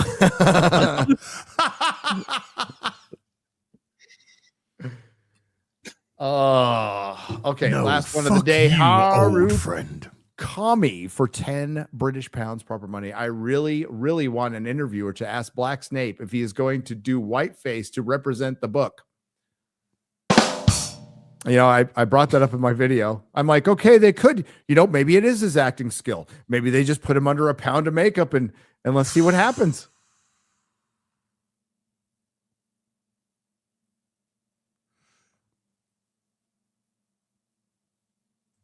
Yeah. Pedro P is like a dick hole in the wrong spot. I guess we'll end with that one. Okay, yeah. As good as any. What do you got coming up, Az? Might do some blueprints tonight later on. Don't know. Maybe. Might. Well, might stream somewhere. I'm definitely going to go on a game. Whether or not I stream it or not tonight is a different kettle of fish. Often. I like Kettles. Yeah, Kettle's cool. Kettle's cool. And what else have I got? Ripping the Silverback tomorrow on my channel, 7:30 UK time, 1:30 Central time, and then stuff And things. Stuff. Try out Mobland, Az. I think you'd like it. Yeah, Maybe. try out Mobland. Mm-hmm. Chat, try out Mobland, and we will discuss it next week after Az has watched a couple of episodes. You'll like it. I reckon one will do it for him. I reckon you'll be. Az will like it. What's it on? Paramount MTV. Plus, MTV for you guys. MTV. Well, Yeah. I don't. Yeah, I know where I can find it. He knows where he can find it. Tortuga. Yeah, it's random that it's on Paramount Plus. It seems like they're like, hey, Guy Ritchie's kind of becoming the British Taylor Sheridan, although he's still the British Guy Ritchie. But if he can go Taylor but Swift for a second. but if Guy Ritchie can get 2 good shows under his belt, because like his movies haven't been great. The Gentleman was great. The movie. The Gentleman, I love the movie, but is the show better? Sheridan. So Taylor Sheridan is pumping out shows and everything's a fucking hit. So if Guy Ritchie can transition from director to just producing shows, he'll make a lot more money. Sorry, to follow that conversation, you were saying Taylor Sheridan made a bunch of really good shows, but he hasn't done well in his movies, right? No, I have not said that. I did not say that. Oh, you were talking about No, Guy Ritchie when you said he hasn't done well in movies? Lately, no. Well, didn't Aladdin make a I Brazilian or whatever? said not great. I said not great. No, I mean, I just genuinely, I don't even know. What has he done Aladdin's not a fucking Guy Ritchie movie. Okay, I love Guy Ritchie, we Mahler. go in- I love him. Where are you judging from? Because obviously, in the industry, creatively, he did a you fucking need to see Madonna that. movie. Did you like that one? no, I don't even. Okay. I'm literally asking, what did he even make recently that you're talking about? The Henry Cavill movie. That was just fine. It wasn't bad. I liked it. Extraordinary people of color. Yeah, it was just really generic and kind of mailed in. You know, so it's not to his, like, The Gentleman movie is to his quality. That's like a really good one. I think the series is actually better because it's to his quality, and it's. I thought the series was better than the movie myself. I did too.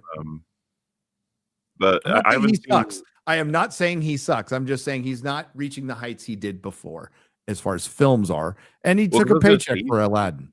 He's probably doing really well in terms of a Hollywood like go-to for certain projects, at least. But yeah, on the front of, he's always been a mixed bag, I would say. You never know. You can get really good shit from him. You can get absolute crap. Like so recently, because I haven't seen Guy Ritchie's The Covenant. Have you seen that? No.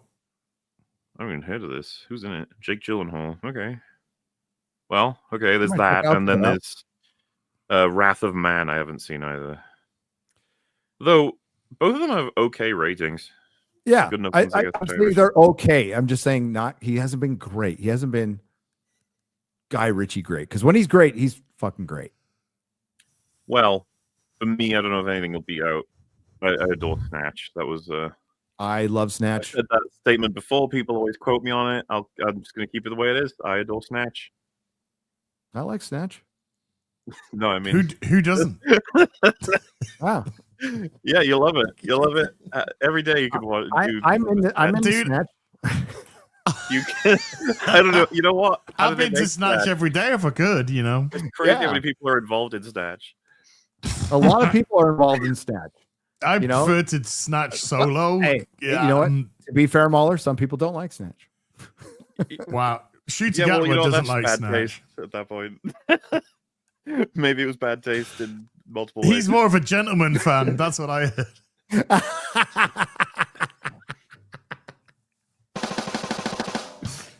So, as I was saying, I think Guy Ritchie might have Oh my found God, a thing can we like end this?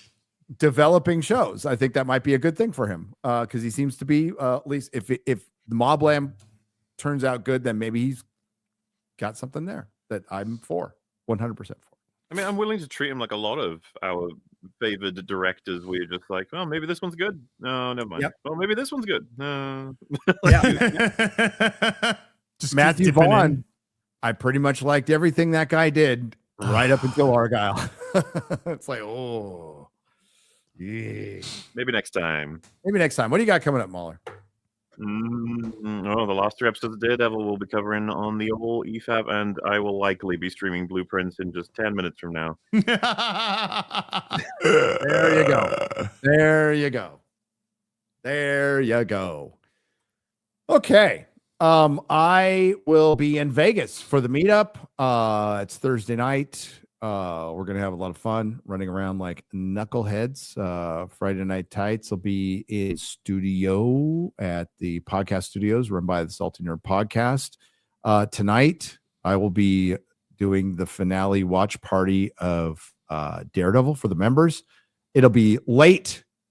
It'll be very late because I have plans tonight, so I'm going to do it afterwards. So for you night owls, if not, you can watch it on replay.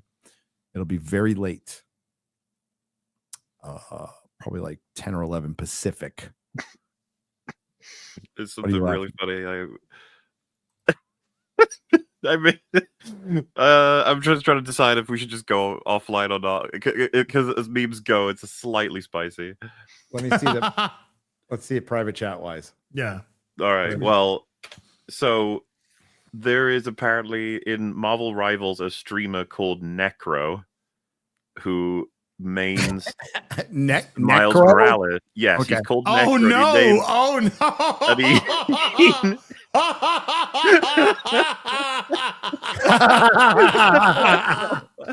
Oh no! No! I don't know. Do you think it's showable? I mean, you know, I think that's fine. I think that's I think fine. it's to fine. Yeah, show. well, so before you I did show a that, whole Brian, video on the American Society of Magical Negroes, and it was fine. So But before you put it up, just the context share it is as Marvel Rivals. please. Oh yeah. Famous streamer who plays as Miles Morales. Someone's obviously made a video talking about the problems with Miles Morales in Marvel Rivals regarding this streamer, and they made a very unfortunate thumbnail. Very name- unfortunate title The name of the streamer is or Necro. thumbnail. Yeah, Necro. Necro. Is Necro. Necro. It's Necro. But look, if you look at this out of context, it's one of the funniest thumbnails.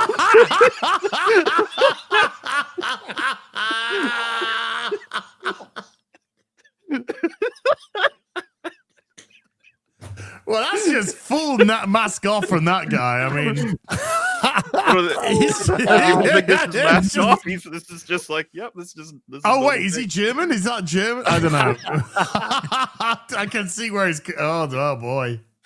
The problem there, of course, the one thing I just don't understand is if it were a C, wouldn't the top and bottom of those be the same. It would be Yeah. the same. Yeah. Yeah, I think that's a G. That Yeah, looks like a G that to me. definitely looks like a G As to somebody, me. as somebody with a G in his first name, that is a G. Okay. Necro. Necro. Unless that's how Okay. you spell the neck is Neg. Necro. On that note, On that Thanks. racist bombshell. On that racist bombshell, just keep in mind that we will unlist this, re-upload it on Nerdrotic Live within a couple hours. But if you want to keep watching, and you're not going to see this unless you keep watching, just hang on to the link. Just hang on to the link and keep enjoying the show. If it goes on video demand and YouTube fills it with a bunch of ads, I will try to get to that as soon as possible. I have no control over that. And apparently that's a bug that they just don't feel like fixing. So great. And it will also be on all your favorite podcasts. You can listen to it on Spotify, on Audible, on Apple Music, wherever you can enjoy our dulcet tones. Or undulcet. Is that a word? I've been making up so many words. I just made it up. I don't give a shit. I don't give a shit. And thanks everybody who watched. Thanks to the Modrotics. Thanks to everyone who left a super chat and donation. You help keep the lights on. We will see you next week on Az's channel. Until next time, ciao bella. Ramsey. Bye, Balubo. Ciao.